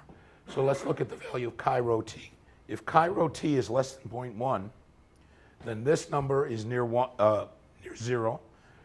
The correction factor drops out. We don't have to worry about it. Okay? So I've done the calculation for you in an approximate way. All right, I'm going to calculate this curve, and let's spend a few minutes on this curve now. This is a curve of the thickness in different atomic number materials where chi rho t equals 0.1. So this is chi rho t equals 0.1 for nickel K X-rays going through different atomic number materials. Okay? So if I've got a nickel K alpha X-ray in something that have atomic number 50, chi rho t, the value of t that we need to be 0.1 happens to be, let's call that 800 nanometers. Are we looking through an 800 nanometer thick sample? No. Take any one of these. What does it tell you? For nickel, do you have to worry, nickel K lines, do you have to worry about absorption in anything we look at in a TEM? The answer is no. You don't look often through an 800 nanometer thick sample. All right, let's change the energy of the material now. Instead of looking at nickel and different things, let's look at aluminum. All right, big drop, this logarithmic scale. Now if we're looking at aluminum in something that's 50, atomic number 50, now we're talking at something that's less than 100 nanometers thick. That's a typical thickness that we worry about. So in this case, aluminum, if we're worried about doing absorption correction, do we have to worry about it? Yes, in some materials, except when we get into this regime, right? Mid-transition metals, absorption of aluminum X-rays in the mid-transition metals isn't too bad, okay? We can get up to over 100 nanometers thick. And then what about oxygen? Everybody wants to do light elements. Oxygen, no matter what material you look at, you're almost always going to have to do an absorption correction. So, can you do it? Yes. Do you know what parameters you need to know? Yes. You need to know the geometry, you know the thickness, you need to know where your detectors are. Okay? Low Z materials in high Z matrices, are you going to have to do an absorption correction? Yes. High Z materials in any matrix, are you going to have to do it? No, if you're measuring a high energy line. Nickel L line is close to the oxygen K line. So if the same calculation for the same material, but I was using the nickel L, I'd be down here somewhere. Okay? So, can you do those calculations? Yes. You have all the parameters, you've got references in the notes on how to do it, and there's a few computer programs around that'll do it for you. Again, most of the manufacturers will tell you they'll do an absorption correction for you. Check it. You don't know how they're doing it, what absorption coefficients are. Did they correctly describe the geometry of your microscope? Not all of them do. All right. And let me end on X-rays on this last example. So here are 3 examples now of the absorption correction in nickel oxide, nickel aluminum, and nickel titanium. Okay? I picked those very specifically because nickel is a relatively high energy line, about 7.5 keV. Titanium is about 4.5, aluminum is about 1.5, and oxygen is about 0.5 keV. If we have a straight line with no bending, there's no absorption. This is the absorption correction term is a function of thickness. Okay? And I've given you all the parameters that you need to reproduce this calculation. So nickel in nickel oxide at any thickness, do we have to worry about absorption? It's a straight line. The answer is no. Oxygen in nickel oxygen, for the initial state, very thin samples, no. But then as we start to get thicker, we have to worry about it. Let's move up a little bit in atomic number. Now aluminum in nickel aluminum. Again, nickel in anything we don't have to worry about. Aluminum in the initial stages we don't have to worry. Then this is dropping off. Again, it's X-ray absorption. Finally, titanium in nickel titanium. We almost never have to worry about absorption effects. So appreciate the difference, appreciate what lines you're looking at, and go from there. All right. I'm going to end EDS now because we're just at 11 o'clock. I know we wanted to spend some time talking about energy loss. There's a lot more I would talk about in terms of EDS. I'll just walk you through all of these slides. And this was the abbreviated version, okay? I'm not going to talk about channeling. I'm not going to talk about spectral imaging. I won't talk about temporally resolved. I won't talk about lots of other stuff. I won't talk about tomography. Seriously, we probably should have done this for a bit more time. So I'm going to, I will, hang on. There is something I do want to say here. The last couple of slides are important. Everybody likes to make their life simple, okay? And one of the simple things that you will find that you will do, or at least I see a lot of students do, all I want is an X-ray map, all right? So you get a complex collection of stuff, and you make an X-ray map, and it's a beautiful color-coded picture. You say, okay, I'm done. I've quantified everything. My computer gave me this, and I know where everything is. I'm done. That's fine when you have major elements and high energy lines and there's no issues. Okay. I want to give you this particular example because I ran across it with a student in my lab just 2 weeks ago. So what we have are gold spheres, nano gold. Okay. And what the student was interested in, he's saying he's putting lead in the system. He said, I need to map out where the lead is. So he did his nano gold, he ran the computer program, and he told it to map out everything, okay? Okay, and what he was trying to do is get a quantitative map. And now all of a sudden he's got all these elements present, okay? Well, but this is gold. Where's everything else coming from? Where's the aluminum, the silicon, the sulfur? Well, first of all, is there silicon? He had it on top of a silicon nitride film, so that's where the silicon came from. But it's, and if we look at this guy, where the hell is it? He didn't do me the, this is the important one, the sulfur, so hang on, let me go forward. Oop, wrong way. Yes, this was it. He was looking for where is sulfur or lead in his gold. And so here are the gold spheres. The blue was the gold, and the S was the sulfur map. Okay, sorry, it wasn't lead, it was sulfur. Apologize. He said, look at, there's sulfur surrounding all of my gold spheres. I found what I was looking for. And I asked him, how did you find it? He said, I did a map. So I said, okay, I'm not going to look at the map, because the map's the wrong thing to look at. I want you to look at the data, the raw data. Here is the raw data from that map, okay? Here's the gold line. That's where sulfur is supposed to be. Do you see sulfur there? No, okay? Why? How did this map tell me sulfur, but the actual spectra doesn't show sulfur? It's because the map is doing a computer analysis of the data, and the student told the computer there's sulfur there, so the computer said, well, here's my spectral profile. I'm going to do a fit, and I'm going to tell you how much sulfur is there to match this profile. So it puts the sulfur peak there because it's doing an integral across here and says, to make that integral right, I have to put a sulfur peak of so much. Okay? So it's a bad fitting program. But the map is drawn not from the raw data, but from the fitted data. So the map is telling him he has got sulfur. The spectra is saying, no, you don't. So what's my message? Don't trust maps. Is there gold there? Well, I looked at the spectra. Yeah, there's a big gold peak. Yeah, that's gold. Is there that little bit of sulfur? Is that really sulfur? No, it's not. Now, if you had sulfur, what it would look like, there is a sulfur peak, okay? You can see it's right in between those, the two gold lines. That's the gold M, alpha, beta, gamma, okay? And you can see if we go off onto the silicon nitride, back up. If I go to this area, which is just silicon nitride, yep, we've got silicon. There's a little bit of sulfur somewhere else, but there's no gold, which is what there should be. We go on the gold, there's the gold, but there's no sulfur.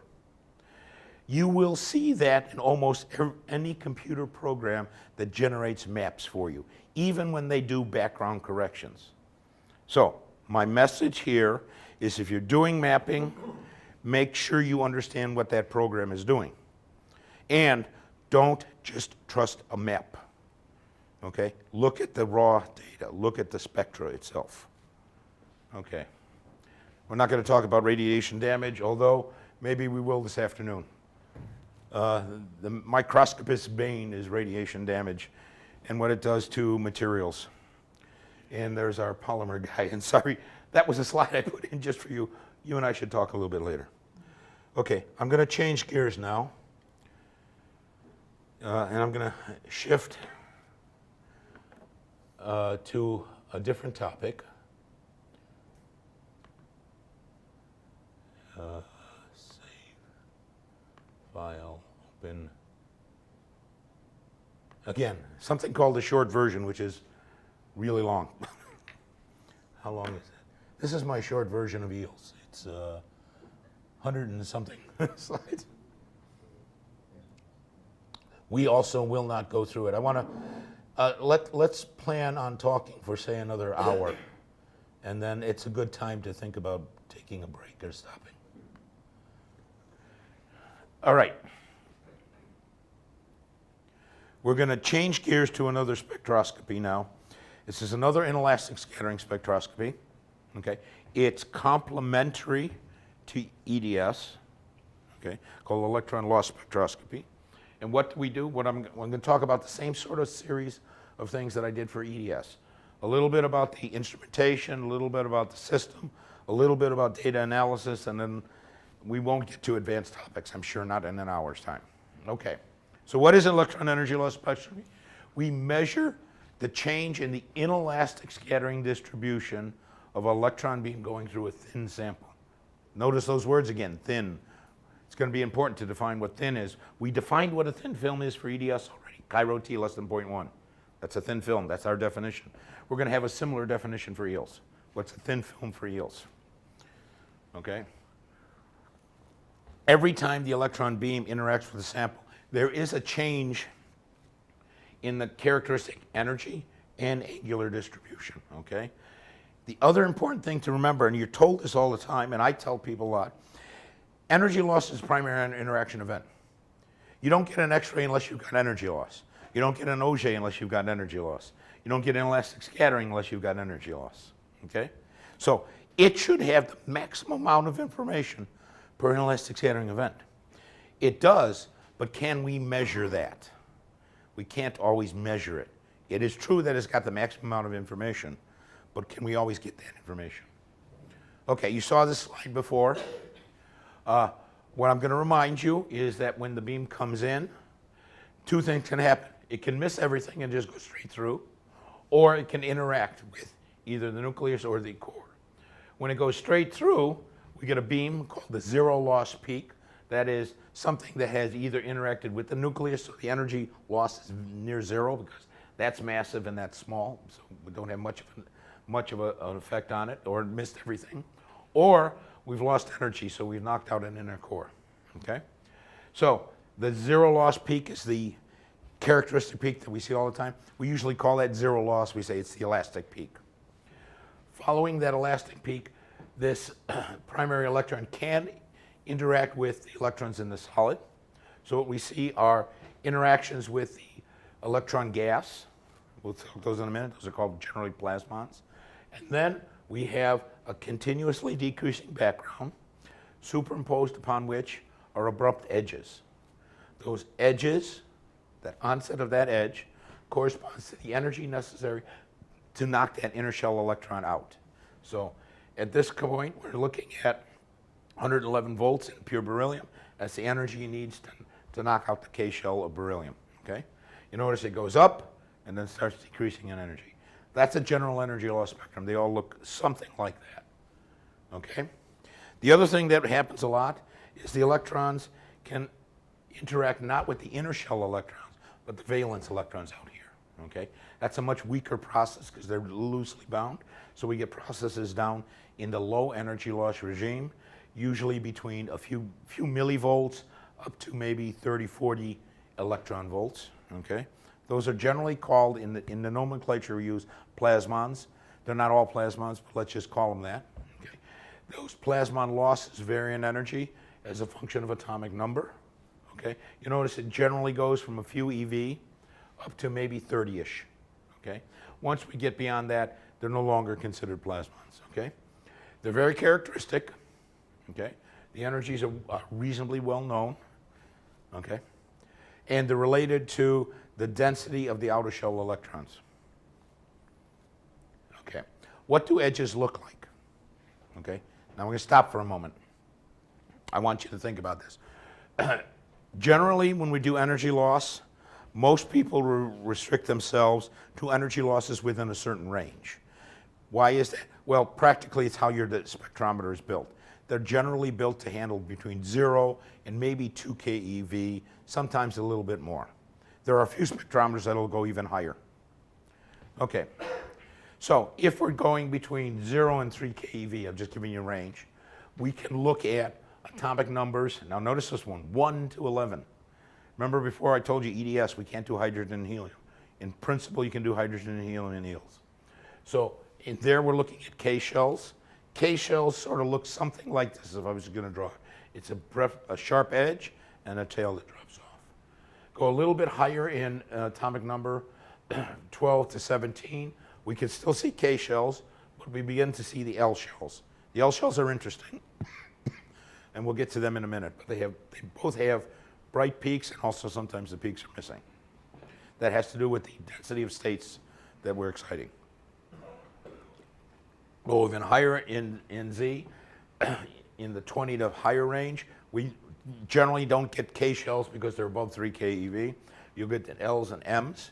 Now we're starting to get very complex edges. Even higher M's, N's, O's, P's. The edges get very odd looking.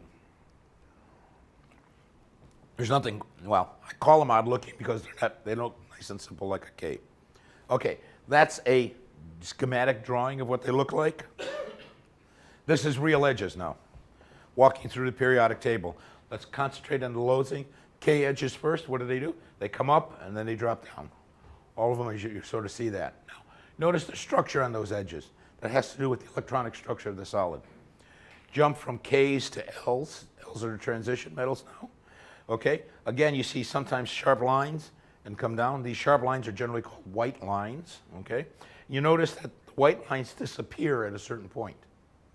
They disappear when the D band of the solid gets filled, okay? And that's because the L shell is a P to D and a P to S transition. This is the P to S. The white lines are the P to D. And by the way, they're called white lines because the first time they looked at edges, they did it on a piece of film, and they printed the film, and they had a nice white line there, and that's why they got the name white line. Anyway, if we go up further in atomic number, so these are Ks. You see the K shells proceed all the way up in atomic number. Okay. Rarely do you look upwards up here. Most of the time, you're usually from aluminum down. Okay. We go even higher in atomic number, and we start seeing the M shells. Okay. Same sort of event. We get white lines on the M shells. Here, the white lines are a little higher. It's not the. This is the M45. That's the M23. Okay. Notice that when we hit a full D band at silver, those white lines disappear. The same phenomenon that's happening here at copper happens up here at sulfur. All right, so edges have complex shapes, okay?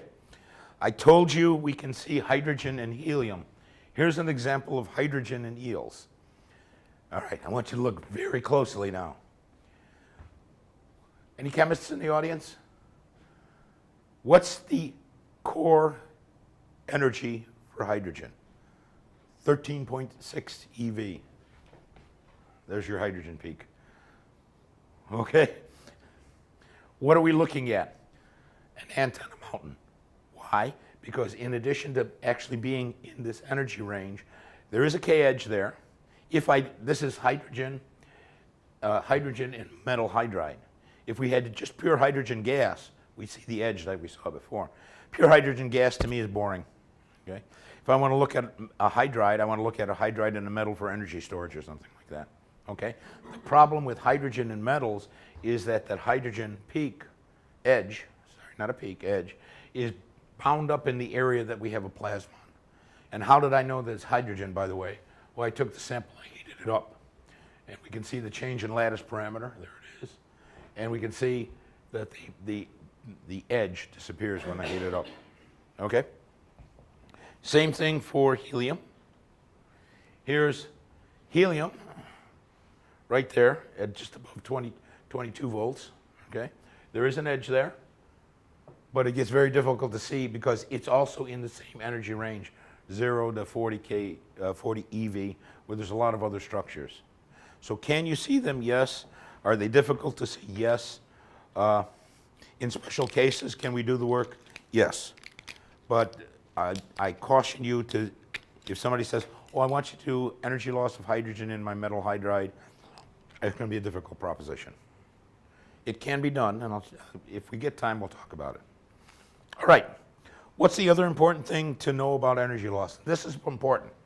In the X-ray case, all we did was we put a beam on the sample and we measured the X-rays. We didn't do much else. In energy loss, you have to do more. Because in energy loss, it's an extremely inelastic, extremely complex process and involves, if you remember this curve that I showed you before, oh, I can't use the pointer, I gotta use my finger.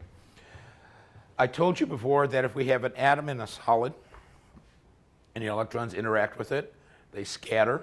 They scatter as a function of angle. This scattering process also happens in the inelastic scattering process. Okay? In the inelastic scattering process, what we have to look at is the inelastic angular distribution of electrons. And that inelastic angular distribution of electrons is very similar in that it has an angular distribution. Okay?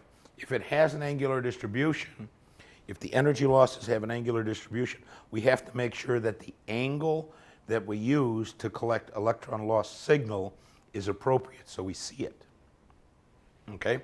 That characteristic scattering angle for any energy loss event goes roughly as the energy loss that you want divided by twice the energy of the beam.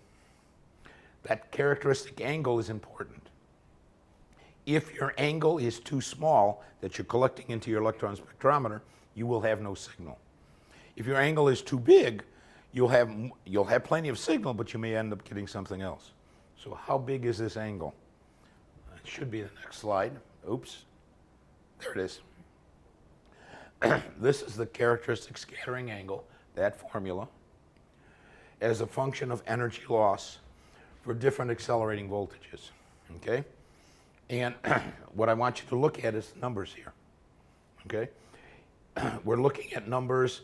Typically, you've got a microscope that's running in a few hundred kilovolt range. That's typical scattering angle is a few milliradians, okay? So if you have a very small aperture in the microscope of maybe half a milliradian or less, you won't get any signal. If you have a very large scattering angle, you'll get all of the signal, okay? Let's see an example of that. Same sample. This is all carbon. It made the same measurement for the same amount of time, same beam current. All I've done is change the angle that I'm collecting the energy loss spectrum from. First, a very small angle, 1/10 of a milliradian, almost no signal. Increase it to about 0.35, plenty of signal. And increase it to 0.5, lots of signal, okay? What's the characteristic scattering angle? That guy for under these conditions, and I've forgotten what voltage this was done at, so I apologize. This was probably 200 kV, was 1 milliradian, okay? So we could, if we can get even more signal if we're up around 1 milliradian. I was down at half. All right, you say, oh, okay, I'll just always put it on 1 milliradian aperture. Well, let's take a different material. Let's take boring nitride, okay? Now you've got two edges, each of which has a characteristic scattering angle, and they're different, okay? So when I go up to near 0.35, I got a lot of signal for the boron, but very little for the nitrogen. What you want to do is when you have a multi-element species, make sure you have a scattering angle big enough to look at the highest energy edge that you want to look at, okay? So calculate this number for the edges that you want to do, and make sure that when you set up your experiment and do the measurement that your scattering angle is right. Now, Nestor, you didn't tell me how I got the scattering angle. Forgot to do that. I'm going to back up a few slides now. Oops, I went forward. Where is my diffraction pattern? There we go. The scattering angle is the amount of the diffraction pattern that actually enters your spectrometer. Now here it depends on how you set up your spectrometer and whose spectrometer you have. Normally, in most systems, you will operate with a diffraction pattern sitting on the fluorescent screen. The kind of diffraction pattern that we look at, we blow it up really large so we can see the pattern. It's not the, it is the real scattering angle that has to get down into the spectrometer. You may blow it up very large. What I would suggest is blow up your diffraction pattern very large, put in your aperture to define the angle that you want, and now make your diffraction pattern very small so it actually goes into the spectrometer, okay? If you left your diffraction pattern very large and just lifted up the screen, what's going to happen? The scattering angle, this may be what's going into your spectrometer, not that, okay? So we'll do an example of that later if we go down to the lab and look at things, okay? So make sure you know what the scattering angle is, and make sure that data actually gets into the spectrometer. Okay, I'm going to move forward now. There are a whole series of electron spectrometers. All the electron spectrometers work on the principle of Lorentz force. We talked about that for lenses. A spectrometer is a lens. It's a lens with a huge chromatic aberration. And we're taking advantage of that chromatic aberration to do spectroscopy. Now, so here's your spectrometer, it's a lens, okay? Electrons of one energy are focused somewhere. Electrons of a different energy are bent, and they focus somewhere else. There are a whole series of different electron spectrometers. I'll give you examples of a few of them. Most of them, you will never see these. You will generally see this kind of spectrometer. It's called a magnetic sector. So it is a large area of a magnet with a coil around it. The electron beam comes in, it enters an area of uniform electromagnetic field, and it bends to a radius. Once it gets out of the spectrometer, it goes in a straight line. So electrons of one energy are bent one place, electrons of a different energy, lower energy, get bent higher, and they get scattered somewhere else. Somewhere downfield, we have either a slit or a detector that measures the energy loss spectrum. It happened to be one of the spectrometers I built a few years ago. Okay? Nowadays, what happens is you can actually go out and buy them. When we started doing this, we had to build our own. Okay? So the electrons come out, hit there. Here you see an energy loss spectrum. The reason you can see this is because I built my own lenses to go at the end of the spectrometer and blow it up to do things. How do these spectrometers work? The electrons come through, they go through some lenses, they hit a detector. The detector then measures that intensity distribution. We'll forget about that. Where's the next slide? Okay, sorry, I'm going to back up. I'm going the wrong way. Yeah, we get an intensity distribution, and then we measure the electron distribution at this plane. Okay? There's a lot of different kinds of detectors. I keep going the wrong way, sorry. There's the old photodiode arrays, which measure things in parallel. There's CCD arrays now. Basically, what you get is on your detector is a distribution of electrons, and your detector reads that out and transfers it to a computer. Again, we can talk a lot about this, but for now, we're going to skip that. There are two kinds of spectrometers. There's a pure spectrometer and something called an imaging filter. Okay, they are all nowadays. The commercial ones are basically magnetic sectors. Although JEOL has one that's an in-column spectrometer called the beam filter. We're not going to talk about that one because you're getting a Gatan spectrometer, right? Okay. So you're going to get this kind of system. The difference between a pure spectrometer and an imaging filter is not a lot. It's just a matter of how the lenses are adjusted. In one case, what we're doing is getting an image all the way through onto a detector. In the other case, we change the post-specimen lenses so only the spectrum appears. What can you do with an imaging filter relative to a spectrometer? An imaging filter allows us to get an image through the spectrometer and allows us to either look at the unfiltered image, the elastic image, or an inelastic image. Now, will that help us for things like dislocations? This is why I'm showing this image. If I look at either an unfiltered, an elastic, or even the first or second plasmon losses, do I see much help in any of that? The answer is no. Why? Because the major contrast mechanism that's giving rise to this contrast is elastic scattering. So the inelastic scattering doesn't do anything. There is inelastic scattering in that image, but does it help us do an analysis of defect? The answer is no. Okay? How about diffraction? Will energy filtering help us in diffraction? The answer is yes. Where does it help us there? It gets rid of the background around the diffraction spots, okay? Because it's a much cleaner background, makes it easier to look at the fine structure or the intensity in the inter-Bragg spacing regions. Okay. Makes it easier to do thickness measurements. Here's a unfiltered and a filtered image, and remember we talked a little bit about, both I did and Hamish did, about how we can analyze the fringes to do thickness measurement by looking at the oscillation in the fringes. In this case, it's a lot easier because it's cleaner. This one, there's so much noise due to the inelastic scattering, we can't see it. The important thing about using a spectrometer versus a filter is the fact that we can get an image of something, we can stop the probe, and at a point get a spectrum, and that spectrum then tells us what elements are present in the sample, and that's what we're going to talk about next.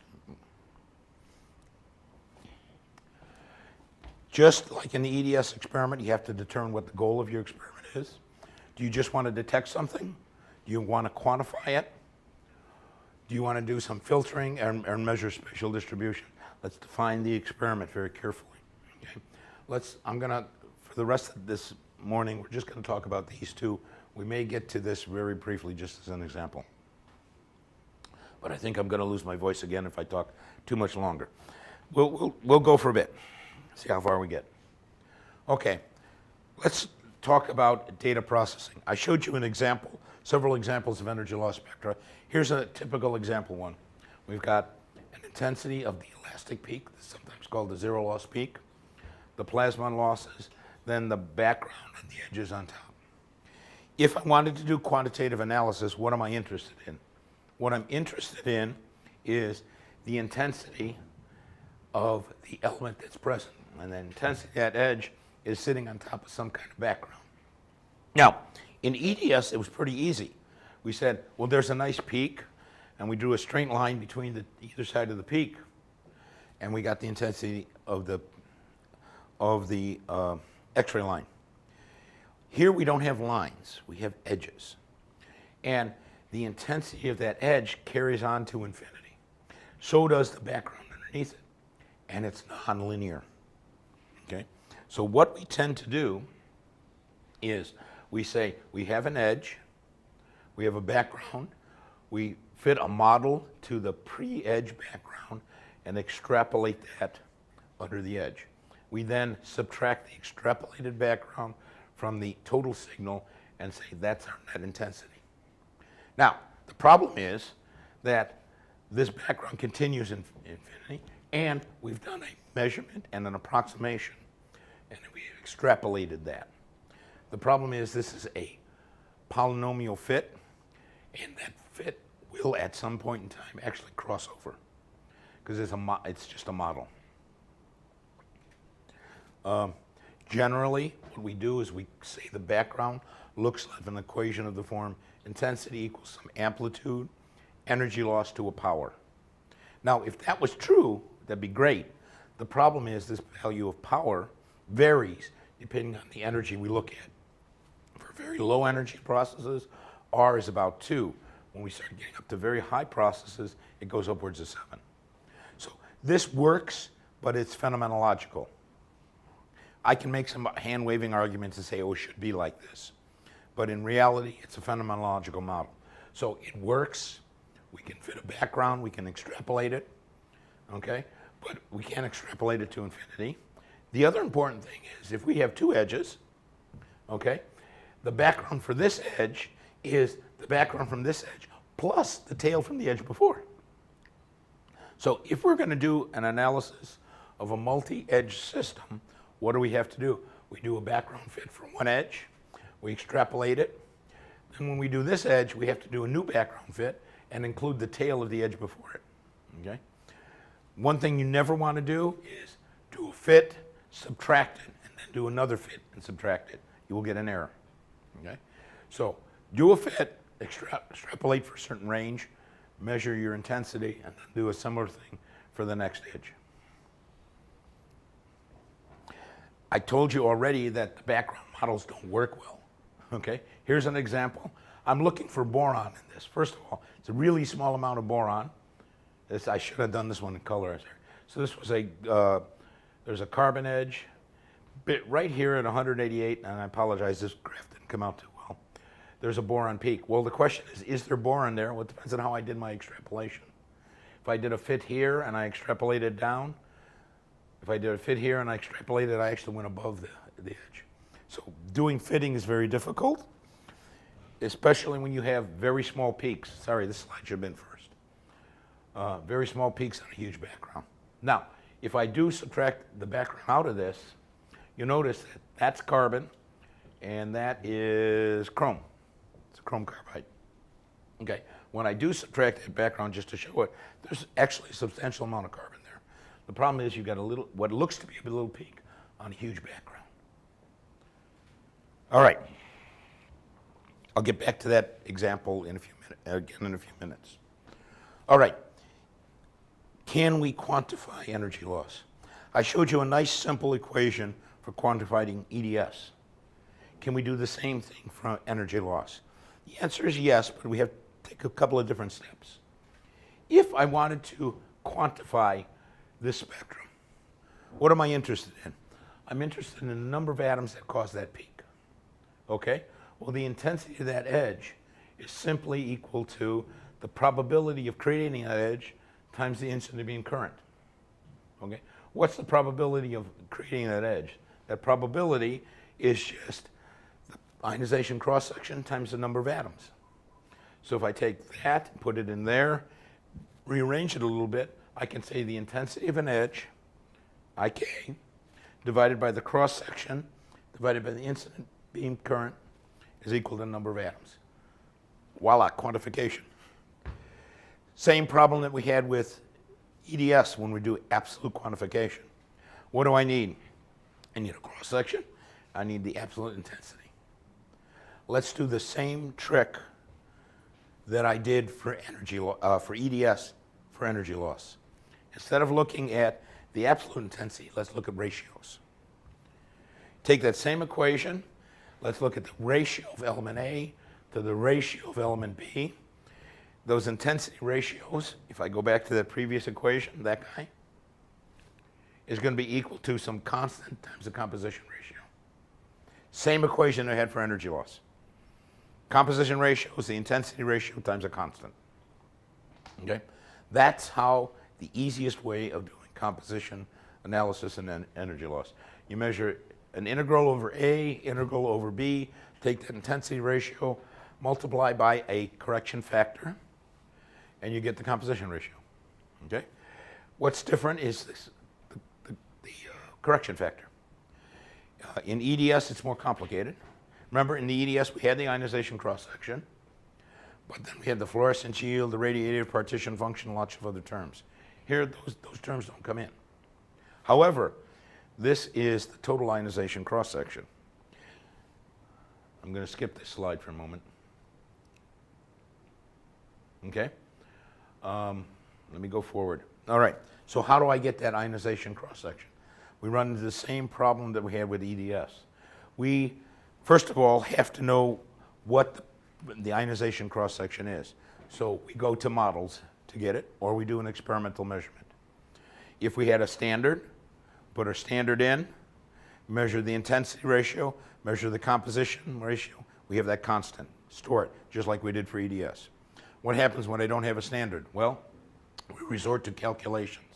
We do calculations of the shape and intensity of an edge. The problem is all of the models for ionization cross-sections are based on isolated atoms sitting in free space. In the real world, we don't have that. We have atoms bound in a solid. And all of the models tend to assume something that all atoms look hydrogenic. That is, they come in, there's a sharp edge, and it drops down. I already showed you on some of those experimental K-shell edges we get, there's a lot of fine structure. That fine structure is due to bonding effects. So right now, quantification is using simple models. The models are based on the work by Ray Edgerton, who's written computer programs to model every element in the periodic table as either hydrogenic model or an L-shell hydrogenic model. Okay? Do they actually match the real world? The answer is no. Okay? All edges have oscillatory structure, which is electronic structure, which is bonding material. Now, how do we get away with doing quantification? We get away with doing quantification by not trying to do very small windows, but do very large windows. So we wash out the effects of the bonding structure. We do an integration over a large window, that error gets smaller. Okay? It's not bad for K shells, it gets worse for L shells. I'm going to skip that. All right, and then here's just an example, the K shells again. Remember, they come up and they come down like a hydrogenic model. None of those actually match that. But as long as we integrate over a relatively large energy window, that simple approximation of a hydrogenic sawtooth edge works. That's how all of the computer programs in all of the commercial vendors work. They assume a hydrogenic model. They assume Ray Edgerton's ionization cross-section, okay, to do the computation of the cross-section, and they put that, oops, back up. They put that, I'm going the wrong way, sorry. Where is, yeah, they put those cross-sections into here. Now, the other important thing is, and I skipped this slide before, the simple equation that I gave you, the intensity ratio, some constant times the intensity ratio works, and that's the model they use. But one thing I didn't tell you, that K factor, which is the ratio of the cross sections, varies as a function of the width of the energy peak that you measure and also the scattering angle that you did. Remember, I told you you have to choose the right scattering angle in order to get the signal in. That's because the ionization cross-section changes as a function of scattering angle. So in order to do quantification for eels, you have to do more than just measure the intensity ratio. You actually have to measure the energy window that you're using, and you have to know the collection solid angle, the angle of the electrons that are actually going into the spectrometer that you're measuring. You need both of those. You don't need the beam current, okay, but you do need those numbers. So that's where it's more complicated to do quantification. Now, the nice thing about the integrated eel systems that you buy today is they can read the parameters of the microscope. They can read the camera length, they know what size apertures you have, and they will know what the scattering angle that's going into the microscope for you and feed that into the computer program, okay? They will also make recommendations for the integration window. They will make recommendations for the integration window. Thing you want to avoid when doing quantification for eels is very small integration windows. You want integration windows large enough to smooth out any of these solid state effect oscillations. So you never want a 1 or 2 EV window. That's terrible. And it looks interesting, you say do it, but these solid state effects are not easy to calculate. You really want relatively large windows, 20, 50 EV, or even higher sometimes. Okay, let's move forward. Skip.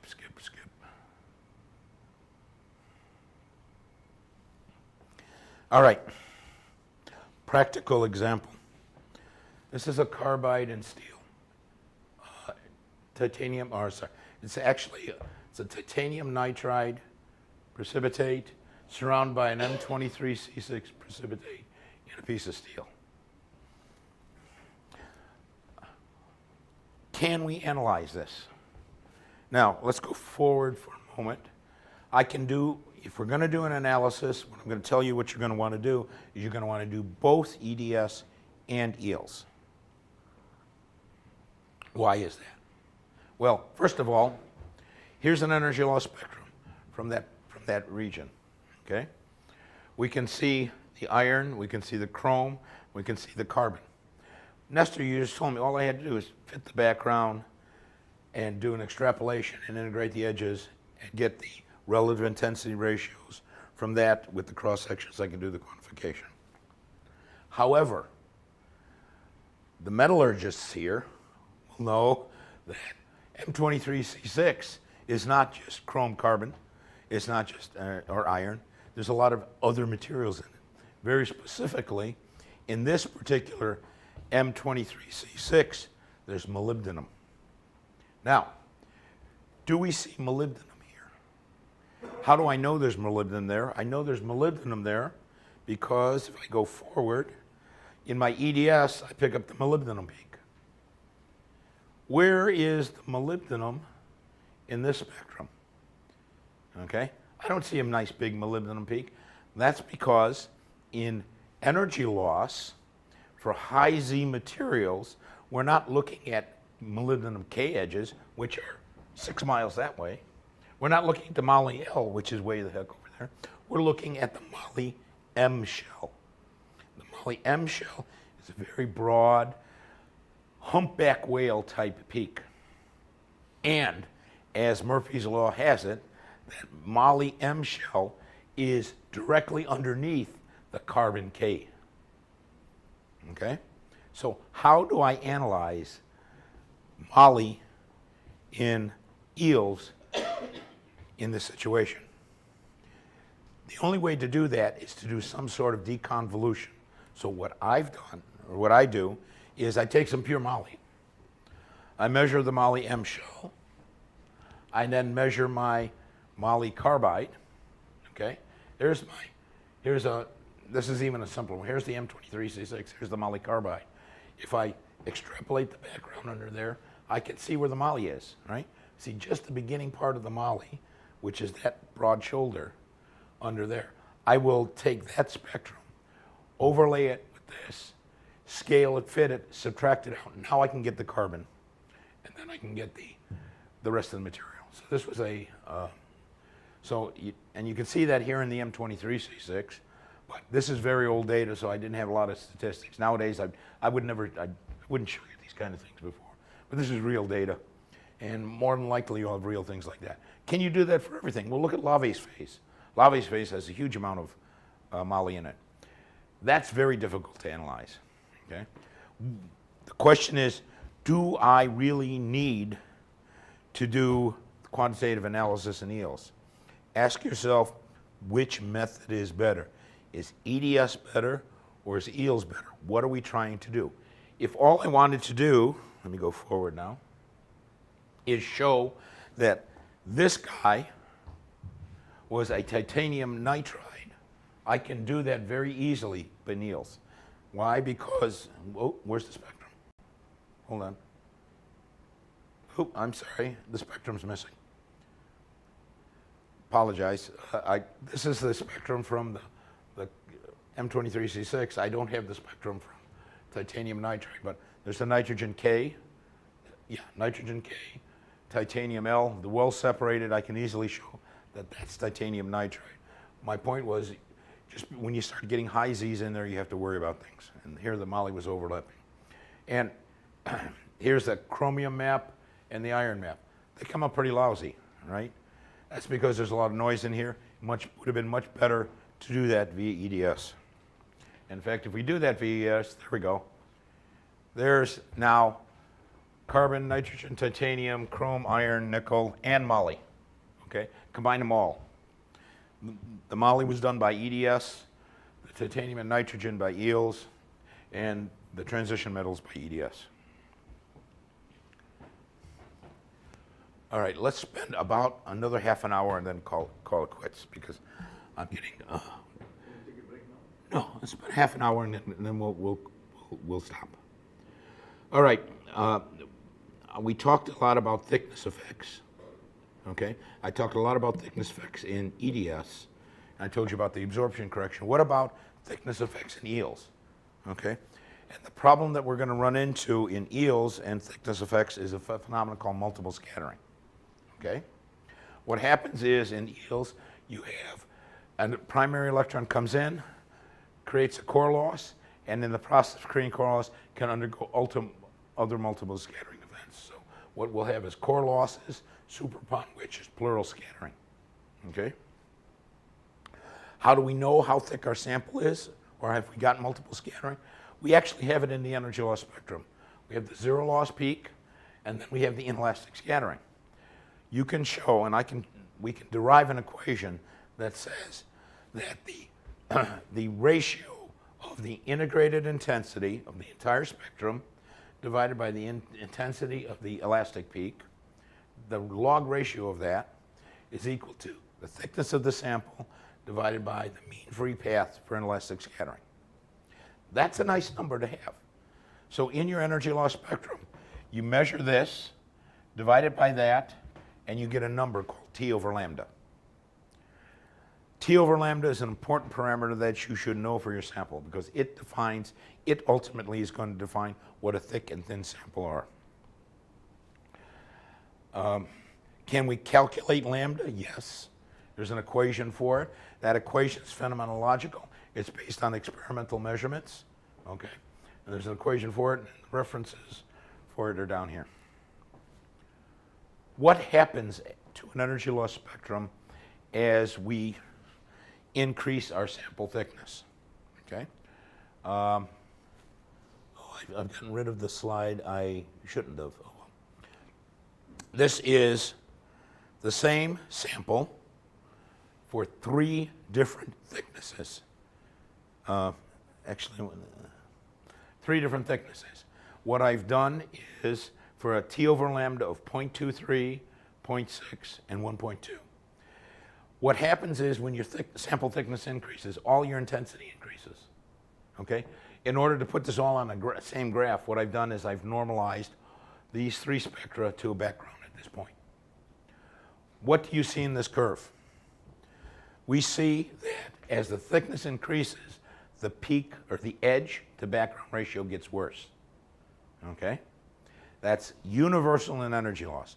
The higher the thickness, everything's increasing, but the background is increasing faster than the edge, okay? What does this tell you? I want a thin value, a small value of T over lambda. So T over lambda is your controlling value, much like in EDS I talked about chi-rho T being less than 0.1. Here we're talking about what's T over lambda. And you want T over lambda to be very small. You want it to be well less than 1. If you're always around 0.2, that's a good number. Okay? I can't make my sample any thinner. What can I do? Well, lambda varies with accelerating voltage. Here's the same data again, but at 3 accelerating voltages. Again, the highest accelerating voltage has the best edge to background ratio. What happens to a ratio of edges? So now here's my, let's see now, what is this sample? This is nickel oxide, oxygen, nickel, okay? At 3 different thicknesses. You see what's happening. The background is increasing, as I go thicker and thicker, go from T over lambda of 0.4 to 0.7 to 1.4. Everything is increasing. Background is increasing faster than the edges, okay? So what we want to do is how do we correct this for thickness effects? Well, there is a methodology. And what we do is we say we have an edge that's due to a low loss spectrum that has an inelastic scattering and then a core edge scattering, and then on top of that is inelastic scattering again. So this spectrum is due to a core edge convoluted with a low loss. So we do the inverse. We take the core loss, we Fourier transform this, we take the Fourier transform of the low loss, so there's the core loss, we take the Fourier transform of this, and Fourier transform of this, divide the two by each other, and deconvolute out the multiple scattering. So that's a thin film of graphite. So can we phenomenologically get rid of multiple scattering? Yes. Does it work perfectly? No. It's always better. So here I've done it for you. Is this nickel oxide again? Yeah, nickel oxide again. Thick sample of nickel oxide. I've subtracted off the background. You can see the multiple scattering. I do a Fourier transform of the low loss, Fourier transform of these, deconvolute it out, and there's the 2 core loss signals. That looks very pretty. Can we quantify this? We're going to do that here. I'm going to quantify the intensity ratio as a function of T over lambda again, okay? If there is no thickness effect, the intensity ratio, remember that equation I gave you, says, where's our rater? Intensity ratio is equal to a constant times a composition ratio. There's no thickness dependence. So it should be a straight line. It should be a flat line. As soon as it goes off from a flat line, then we know we've hit the limit of that approximation.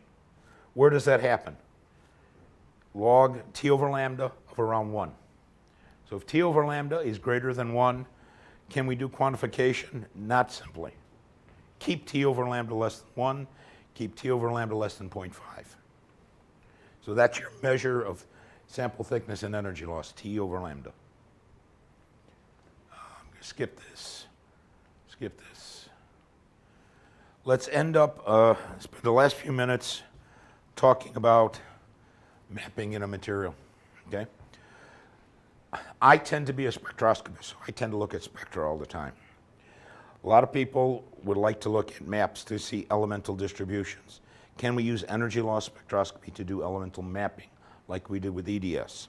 The answer is yes, but it's a couple more steps involved. Okay. What are we going to want to do? We have an energy loss spectrum. Here's an energy loss spectrum.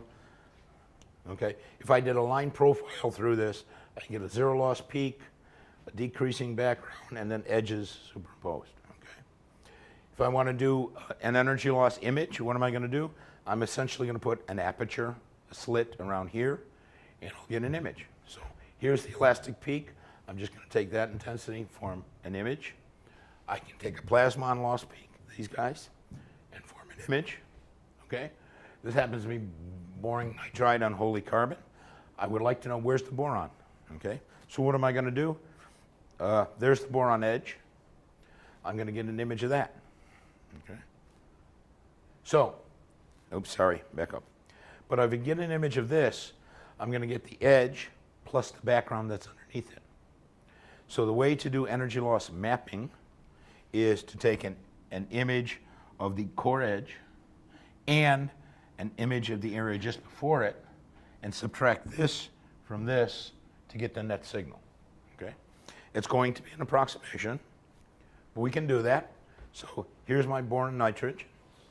I'm going to put an aperture around here and get the signal from here, which is the edge plus the background. It's that. Then I'm going to put an aperture around here and just get the background. Subtract this from this, and there's my net boron signal. Okay? Now, are there fancier ways of doing this? Yes. If you're getting a Gatan system, right? Gatan system has an elemental mapping setup. What they do is they say, what edge do you want to measure? Defines a window at the edge, defines two background regions before, takes an image here, takes an image here, takes an image here. So makes an extrapolation, subtracts the extrapolation background, and gives you the net window here. Notice a couple of things they always do. They never go right at the beginning of the edge. Why is that? Because of all the oscillations. They have a relatively wide window further back.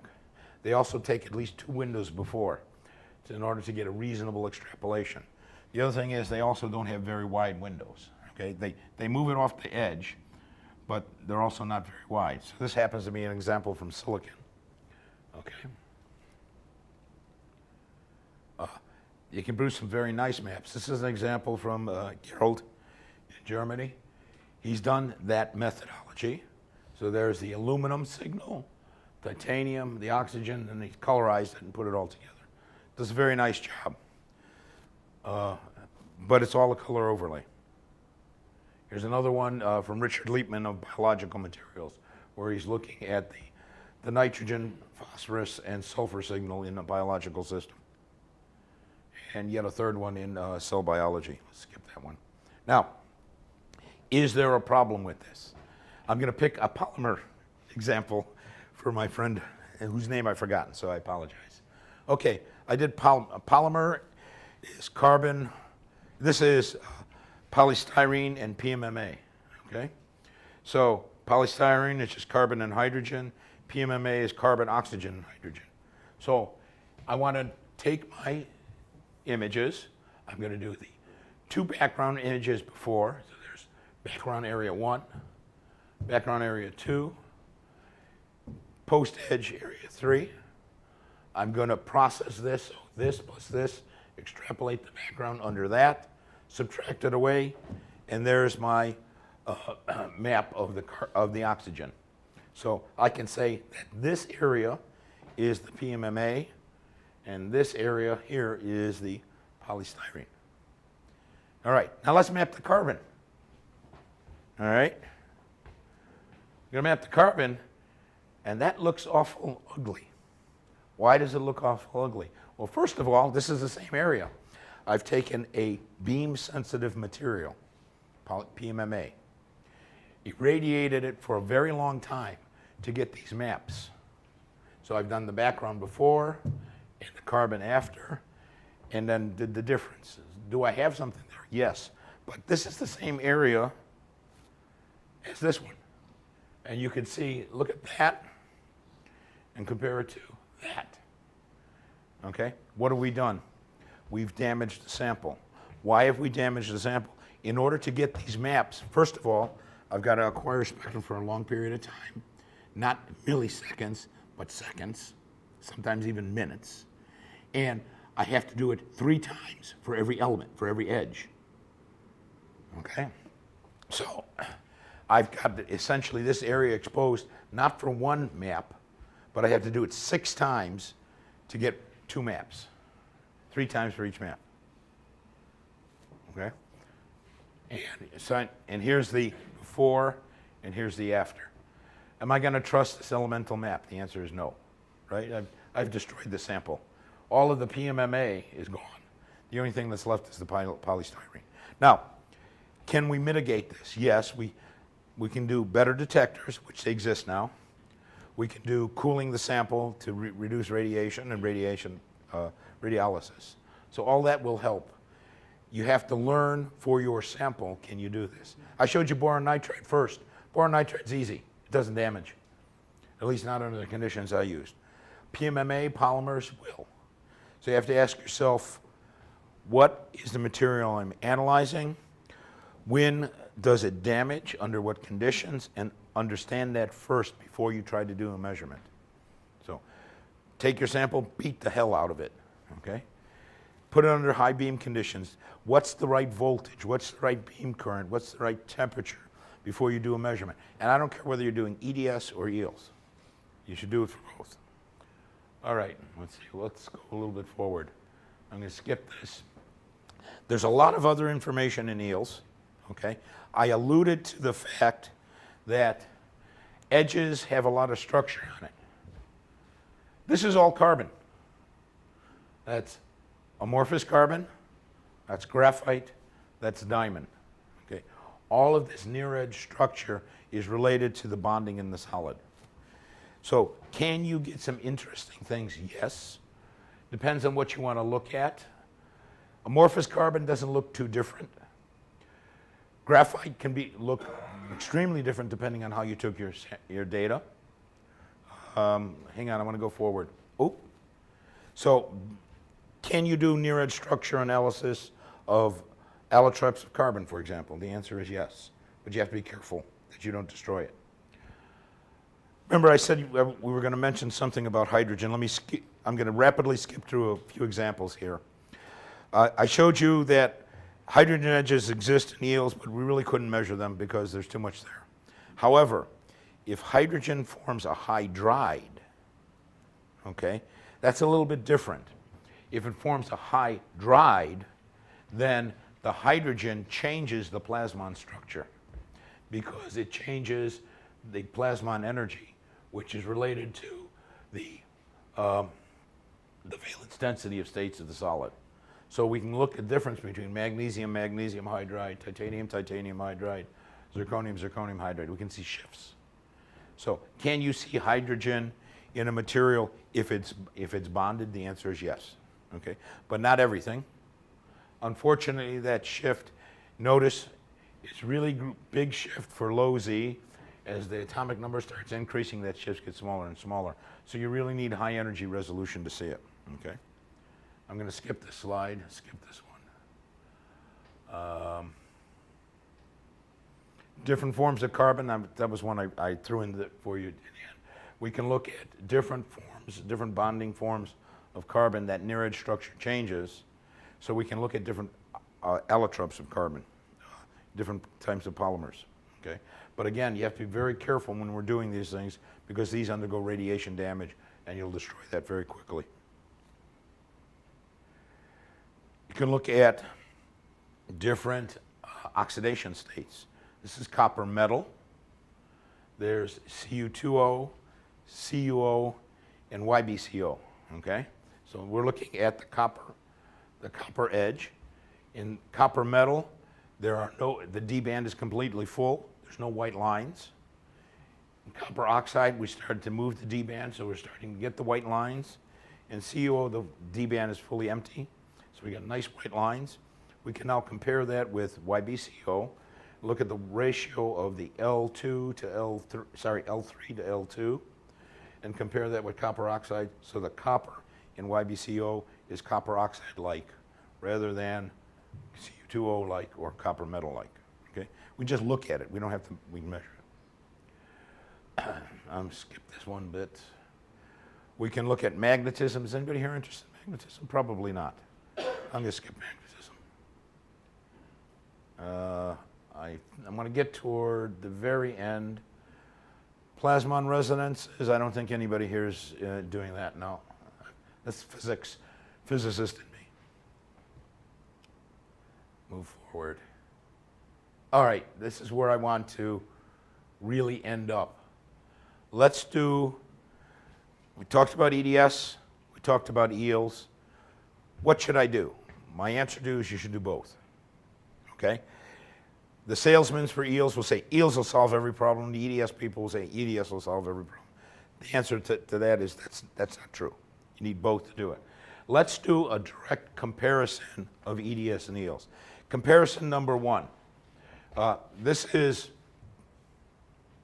1980s, this is the 2000s. One of the big advantages of eels over EDS is its energy resolution. This is the exact same sample measured simultaneously in EDS and eels. We've got the oxygen K edge in eels, the oxygen K peak in EDS, the nickel L peaks in EDS, the nickel L edge in eels. Now, several things to notice. Notice the edges are a little bit this way from the peaks. That's true because the energies of the edges are higher than the energy of the peaks. Notice the energy resolution is significantly different between eels and EDS, okay? So if we had something else in here, would it be hard to see? The answer is yes. The example I gave you before was titanium nitride. The nitrogen K and the titanium K overlap completely in EDS. It's very hard to see it, but in eels you'll have the nitrogen K and the titanium L, you'll be able to resolve them very easily. Okay? The question becomes, which is better when your sample starts getting thicker? I've already told you there are thickness effects in EDS, and I've told you there are thickness effects in eels. So can we quantitatively compare the two? We have a measure of thickness now. It's chi-rho T, less than 0.1 for EDS, and it's T over lambda for eels, okay? So the nice thing you'll have here, and I have it in my labs, is you'll have both EDS and eels, okay? So we're gonna take a standard test sample. Sorry, need some water. Take a standard test sample. Nickel oxide, right, nickel oxide. I can measure the zero loss. I can measure the plasmon scattering. I can get T over lambda, okay? So I'm gonna do a series of measurements. I'm gonna do a simultaneous measurement as a function of thickness of an X-ray spectrum and an energy loss spectrum at the same time, okay? So step number one, go to a nice thin sample. We're gonna have, let's see now, do I have that? What's the thickness of this one? This is a nice, I'll tell you it's a nice thin sample. Just looking at this, probably T over lambda is about 0.2, roughly. I'm integrating on the fly. Yeah, about 0.2. All right, beautiful energy loss spectrum. And in fact, if we look at the number of counts, you probably can't see it there.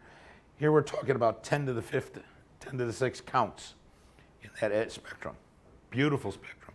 The two were taken for the same amount of time. Now we're talking 10 to the 100,000 counts here. We're talking about 1,000 counts here. So, but that's a nice spectrum. Can I tell there's oxygen and nickel in eels? Yes. Can I say there's oxygen and nickel in EDS? Yes. Nice peaks, well separated, not much of a background. Nice peaks, well separated, starting to get substantial background. Okay. Now, what I want to do is increase the thickness of the sample. All right, so I want you to look at just this panel for a moment, because this is nickel oxide. I'll go to the other panels in a moment. Here's nickel oxide for two different thicknesses. The blue is at 0.2, previous spectrum, and the red is 1.75. So do I have in EDS, can I see the nickel K, the nickel L, and the oxygen K? Yes. How about eels? Can I say the nickel K for thin? Yes. Can I see it for the thick guy? It's almost gone. All right. What's happening? It's our multiple scattering effect. So I can do it in nickel oxide. I can do it in spinel. I can do it in a piece of steel. I can do it in boring nitride. As the thickness increases, T over lambda, the multiple scattering is increasing the background, and the background in EDS increases linearly with thickness. The background in eels is nonlinear, okay? So what we're getting is the fact that for very thick samples, EDS is easier to see the signal than in eels. Let's see if this, yeah, here's a better example. This is a Joule microscope, 200 kV.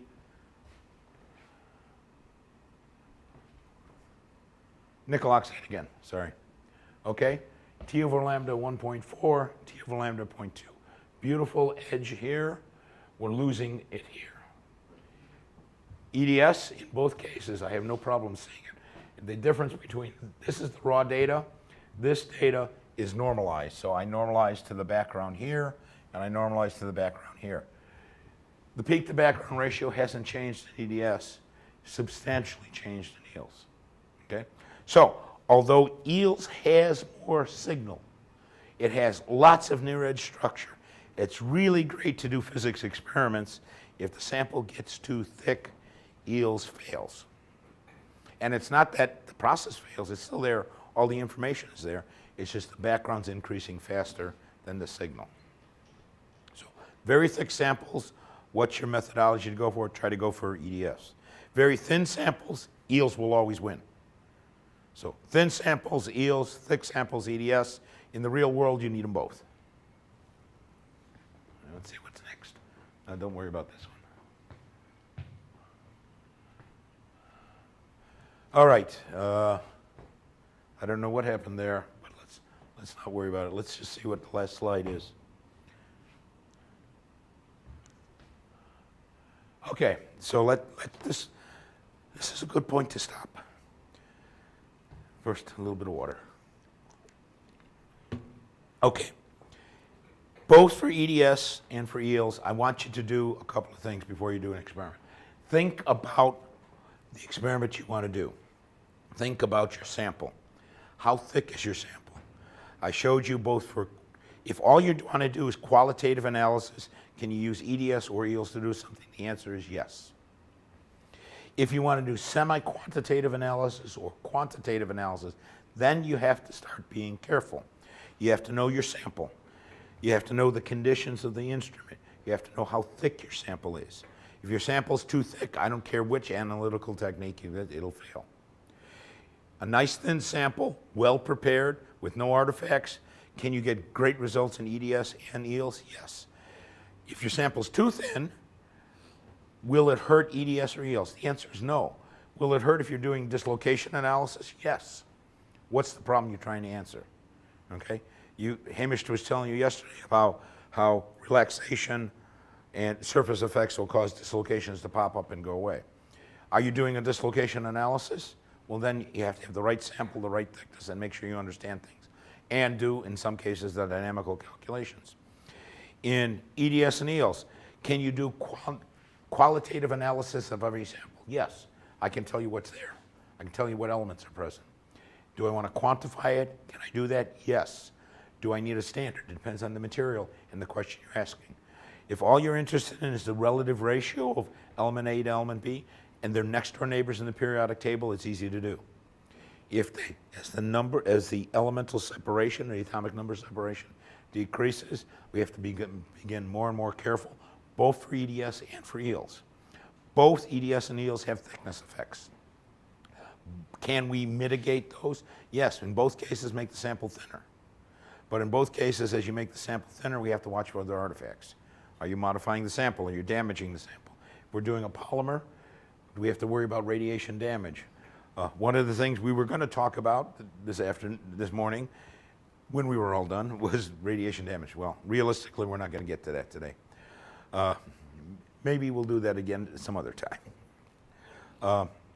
So think about all of that. We talked a lot about understanding the instrument. If you don't understand your instrument, you won't be able to do a proper experiment. So I spent a lot of time talking about instrumentation. If I don't understand the instrument, I can't understand how I detect something. If I can't detect it, then I can't measure it. Okay? And if I can't measure it properly, I can't quantify it. So know the instrument, know your detectors, know the measurement, know how to do your quantification. Those are the right steps to do things. Does it take a lot of work? Yeah. I thought you just pressed the button. And Hamish always just pressed the button. Quant. Don't trust the button that says quant unless you have verified it. Okay? Verified the methodology. Verify the computer program that came with your microscope or your quantitative analysis system. Put in a standard that you know, and that's not always easy to do. How are you going to get the standard? Okay?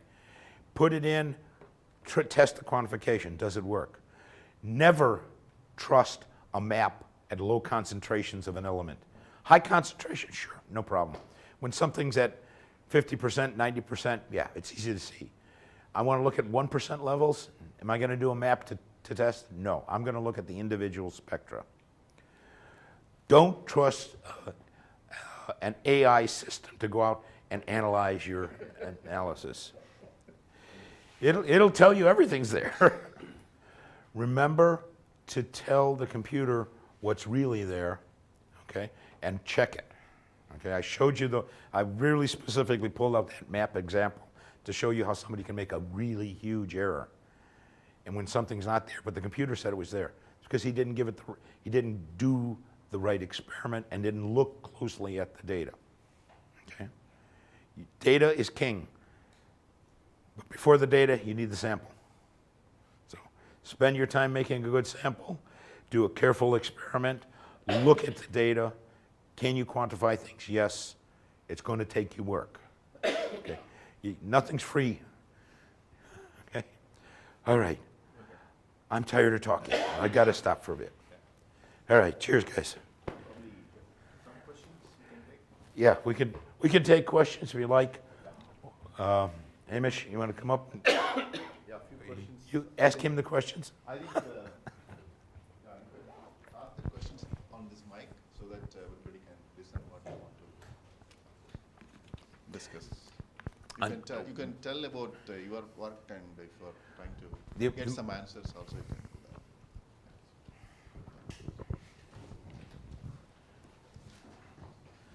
do that. I'm going to sit down while you ask the questions, if you don't mind. You can ask questions to Hamish. No, ask Hamish the questions. Go ahead, Bert. So you talked about that we can't talk about atomic resolution mapping. Right. And the detector has the maximum efficiency when we are just near about a zero tilt system. About Zero tilt. zero. Oh, yeah. For a super X detector. Yes. Yeah. But what is the case when we need to have a particular orientation? Good question. Good question. Okay, so let me rephrase the question.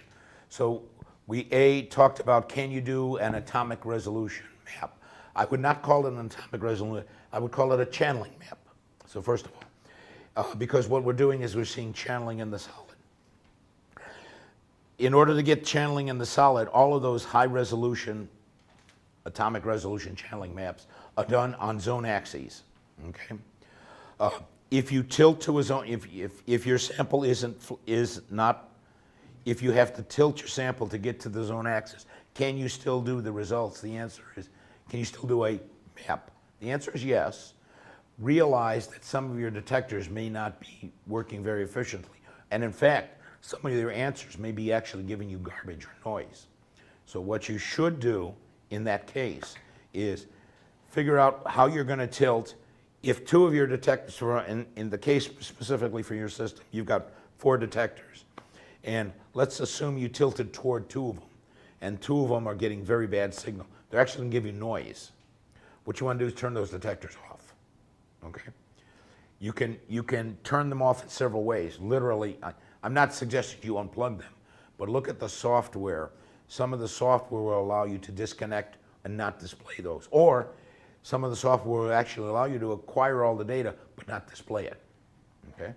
So can you do that? Yes. The other thing is to get a different geometry of detector. Now, you don't have the luxury of saying, I want to change my detectors on this microscope. But you may have a colleague that has a different system, okay? And for the Super X system, the nice thing is it's maximized in efficiency and you're flat. Other systems are maximized somewhere else, okay? The JOL geometry is different. The picoprobe geometry on my machine is different. I can actually do, I didn't show you a tomogram. I can do tomographic maps, or tomographic hyperspectral images from which I can get an elemental map. And you have to just do it very carefully, very slowly, okay? But again, don't call them atomic resolution. The other thing I neglected to say, and I'm glad you asked that question because you now reminded me I didn't say it. Never, I showed you examples of channeling in solids. One of the things I never showed you, and I forgot to mention, is when we try to do quantitative analysis, we never do quantitative analysis on the zone axis, okay? The reason is, to do quantitative on the zone axis, you have to do the full dynamical calculation of the wave field going through a solid.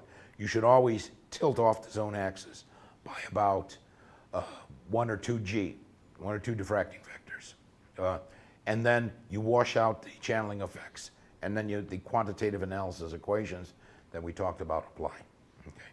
So we said, in EDS, we said no energy loss, no absorption, no fluorescence. I should have also said no channeling, okay?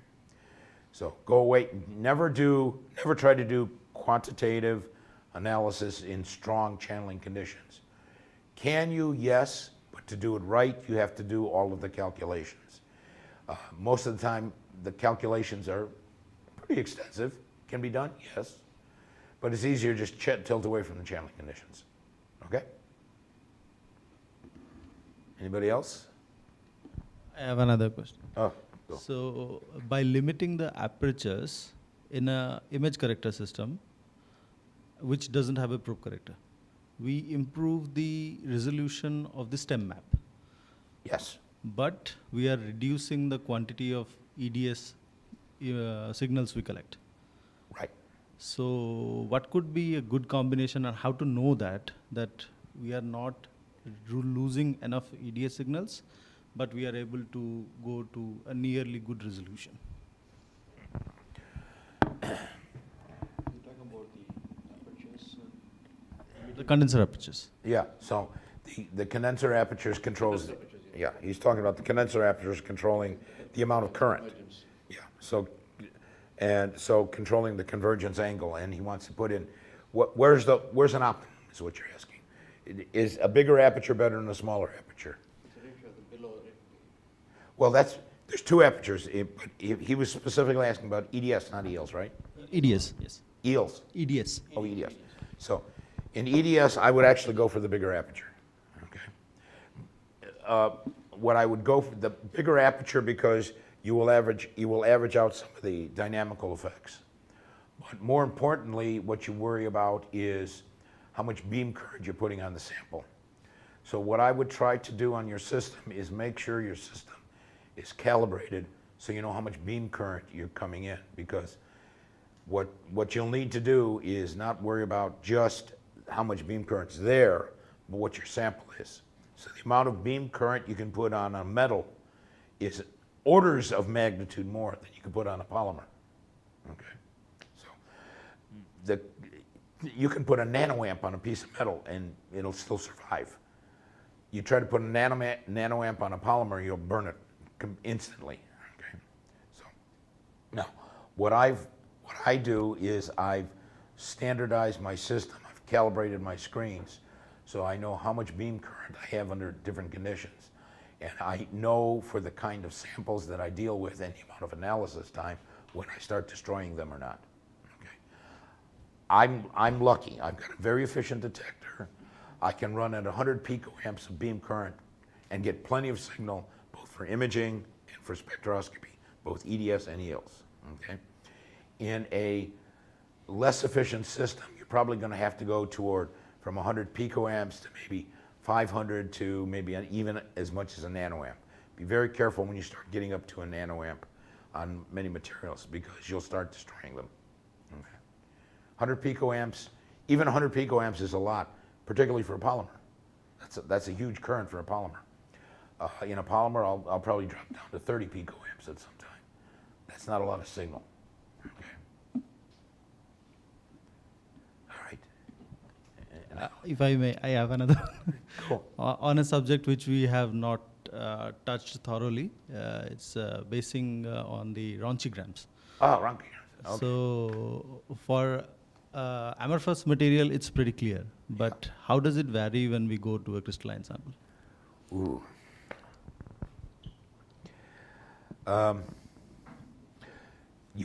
The question is, what do you want to do with the ronchogram? You want to focus? Yes. Okay. It doesn't have much of amorphous. Yeah. All right. You still, let's see now. Let me see if I have an example of that. I'm gonna look. I remember having an example of some ronchograms. Ronchograms, yes. Ronchograms. Open.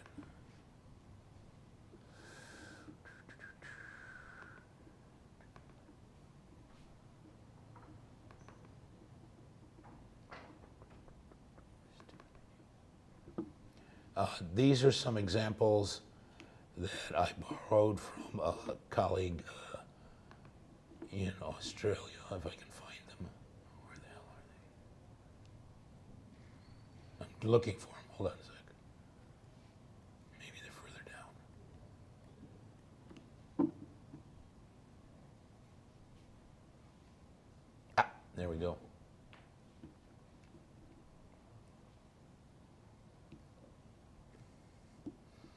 Okay, actually, oh, they're from Dave Muller. Okay, I got them from, all right, so this is what a ronchogram looks like. It's 000 disk in stem, and what we're illustrating here is how we do a little bit of aberration correction, because a ronchogram, when it's perfectly focused, and we got the beam in focus, is a nice round circle, okay? And when it's aberrated, we have ellipses. Okay, you can see the ellipse that way, the ellipse that way. The way we astigmate in an amorphous sample is we can make that round. Now, what you asked is, that's for an amorphous sample. How do I do it in a crystalline sample? Okay, what you have to do is, and this is something you're going to have to learn how to do as you go through focus in whether it's a crystalline material or an amorphous material. You will still see this thing expanding and decreasing its size. You'll go to the point that's called infinite magnification, okay? And the only way to show you that, I probably should, that's a good thing, I'll have to add some slides like that. You'll have to learn on your sample how to go to infinite magnification. And you'll see the image zoom in and zoom out as we go in and out here, okay? See if there's another one. I don't think I have a better example. Oh, yeah, here we go. Here we go. So as we under focus, we go toward focus, you'll see an image here. You actually have an image of your sample. Even if it's crystalline, you'll see something. And as we go through focus, this thing will begin to blow up, okay, and you'll get to what's called the infinite magnification site. The only way to demonstrate that is to actually see it in line. It's hard to show it on photos, okay? In a crystalline sample, you literally see dots, which are images of the atoms coming up, okay? The only way to do that is to actually just sit down and do it. Reminds me, that's a good point. Maybe I should make a movie of that and put it in here. Okay, but there's no other way other than just sit, watch it, and go in and out of focus. And as you go in and out of focus, you'll see the image. Far enough out of focus, you'll see a low magnification image.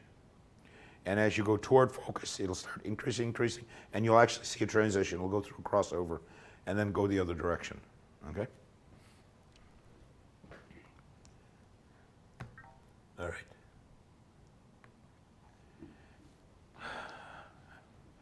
All right, so we should try that. I think that's the best.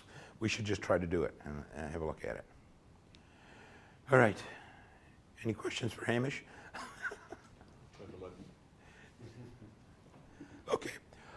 I apologize for losing my voice. I apologize for trying to cover more material than I should have. The notes that you have a lot more in it than what I talked about. Feel free to page through those, and if you have some questions about some of it, there'll be topics in there that we just didn't have time to cover. There's topics on radiation damage, there's topics, information on other stuff. We just didn't have talk about it. There's lots of things on channeling and alchemy and the like.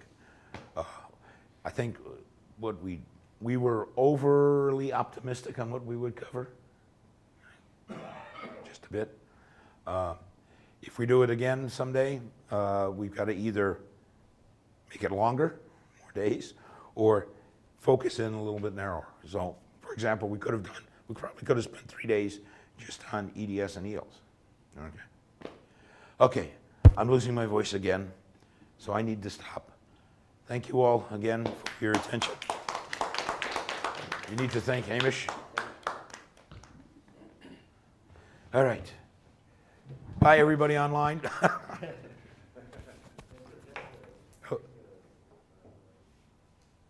Oh, Senator Guns wants to say something. Oh, okay. Oh, we got one more thing. Okay. One more person to say hello and goodbye. I need some more water, so excuse me.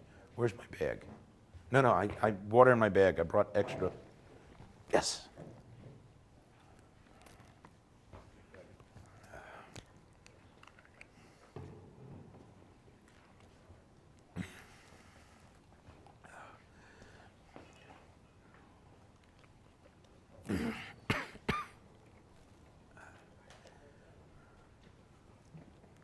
Question? Yeah, ask a question. Camera's still running. Ask it. Yeah, so you're like preparing a sample for this flexi polymers or biological tissues. Yeah. Can you suggest different ways of embedding it in epoxy and trying to cut? Okay, so the question was on sample preparation, which is a whole topic we didn't talk much about. And that's several lectures there. The important thing and our colleague, and I apologize, I don't know your name. David. He's got a polymer that he wants to look at. So how do we look at a polymer? How do we prepare a polymer? Okay. In his case, give me your sample. So I don't know, do you still have the plastic? Yeah. What his particular problem is, there we go, that's good. You can almost see it in the white bag, okay? He's got basically a plastic with silicon in it, right? Yeah, silica with polyethylene. Okay, silica. Now, how do you prepare a sample of this to put in the electron microscope? If you just put this in, you're not going to never see through it. What you need is a thin film through here, all right? So what he's done is he's taken a small piece of the polymer with the silica in it, embedded it in an epoxy, okay? We're going to then take that epoxy and put it in a device called a microtome, which is basically an ultra-sharp knife, and make thin slices of it, okay? We'll then float that on top of a copper grid and try to put it in. Now, the challenge with his samples is going to be, you're going to want to do a cross-section through this, right? So what you're going to, can we write on the board? We have a writer? Yeah, hang on. Writing utility. Here we go. All right, so he's got a thin polymer, thin film. He's going to embed it in an epoxy capsule, okay? And then what he's going to do is make a thin slice through it to make that thin slice so he can look through it. So what he's going to do, he's going to cut it so it looks something like that. And then he's going to take an ultramicrotome, a diamond knife, and make thin slices. Those thin slices are going to look like small sheets. Going to pick them up on a copper grid, that sheet on there, and put it in the microscope. The challenge that he's going to have is because this is a polymer, he's got to learn what the beam conditions are right so you don't destroy the polymer. I specifically picked that one example of polymers for you because that was a dual polymer of polystyrene and PMMA. And the PMMA is electron sensitive and the polystyrene is not. So I'm not sure what polymer You have. Yeah, so I don't know how beam sensitive that one is. But more importantly, what he really wants to do, and correct me if I'm wrong here, you wanted to image the silica particles in the polymer. All right. So the trick here is you now have, and what I'm going to recommend for your particular experiment is, because you know you have silica in carbon, okay? What's the atomic number difference? Silicon is 13, carbon is 6. It's good atomic number difference, that's 7Z. A STEM image in high angle dark field will show up the silicon and the carbon will not. You won't have to do a map, okay? I would just do a simple high angle dark field image of the silicon, and the silicon will be bright and the carbon will be darker. So that will be the easiest way for you in this material to do the map. If all you're interested in is where's the silicon, that's the easiest. You don't have to do EDS, you don't have to do EEL. I would do EDS and EELs anyway just to make sure the silicon is there, but you don't need to do an EDS map. All you want to do is say, what's the question you're asking? Remember, that was always our point. What's the question? Where is my silica? Okay? The question is, where's my silica? What signal do I need to measure to show the silica is there? So, do you do EDS to find out, to make sure you have silicon in there? Yes. Good. Now, is the STEM high angle dark field signal strong enough to show you where the silica is? Yes, because you have silica, atomic number 13, in a matrix of 6 carbon. So just do a EDS first to make sure silicon's there, and high angle dark field to show the distribution, and you're done. Simple experiment, in theory. Don't take your time. Yeah, don't take your time. All right. A small doubt, like the way of embedding that polymer is there, no? Yeah. Spill. So is it good to stick it in the tip or better to embed it in the epoxy and cut it? Yes. And what you want to try to do, so he's asking how to mount the sample.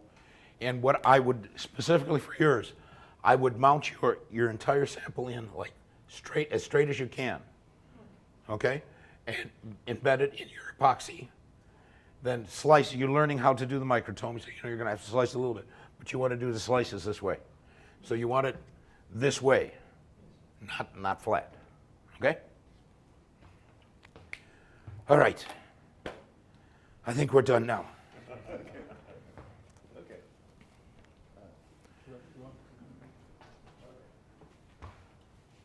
Okay, we have come to the end of this fantastic workshop. I hope all of you have really, enhanced your understanding, and we have also, live streaming this session and so on. I hope all of them would have got benefited with this. And I once again thank Professor Hamish for this wonderful workshop, and Dr. Nestor for fantastic lectures. And we look forward you to come again and provide this kind of, with better throat. With a better throat, yes. So now I request our head of the department, Ravi, to just say a few words and then also to hand over small memento on behalf of our department to the guests. Yeah. Thank you, Shankaran. And again, unfortunately, I couldn't hear the lectures. I missed it. Thanks to the administrative duties I have. So I missed it. I'm very sorry, but I'm sure recordings are available. But I think I'll be able to watch them only after my headship ends, and we'll have a little bit more time. And I'm sure most of you must have had a great time listening to the lectures from Dr. Nestor and Dr. Hamish.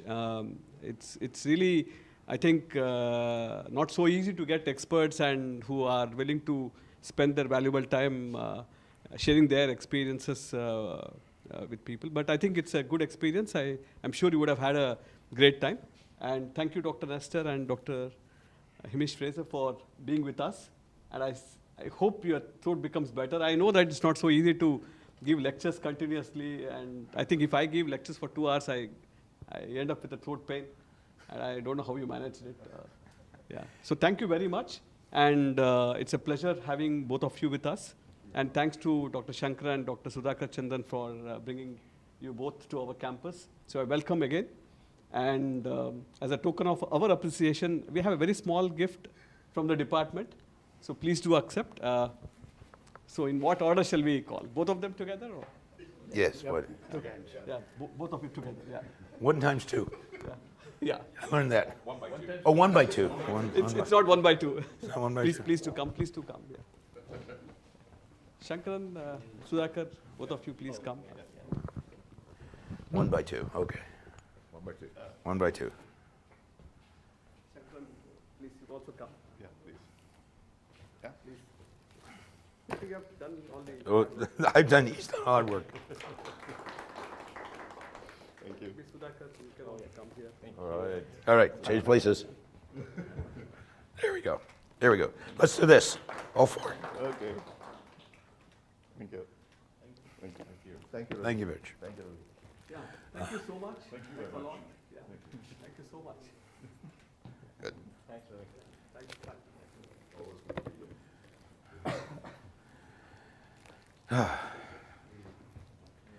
All right, so I think our lectures are closed now. Good, I need to stop point out talking. one thing. You notice that Nestor has been wearing an Illinois shirt each day.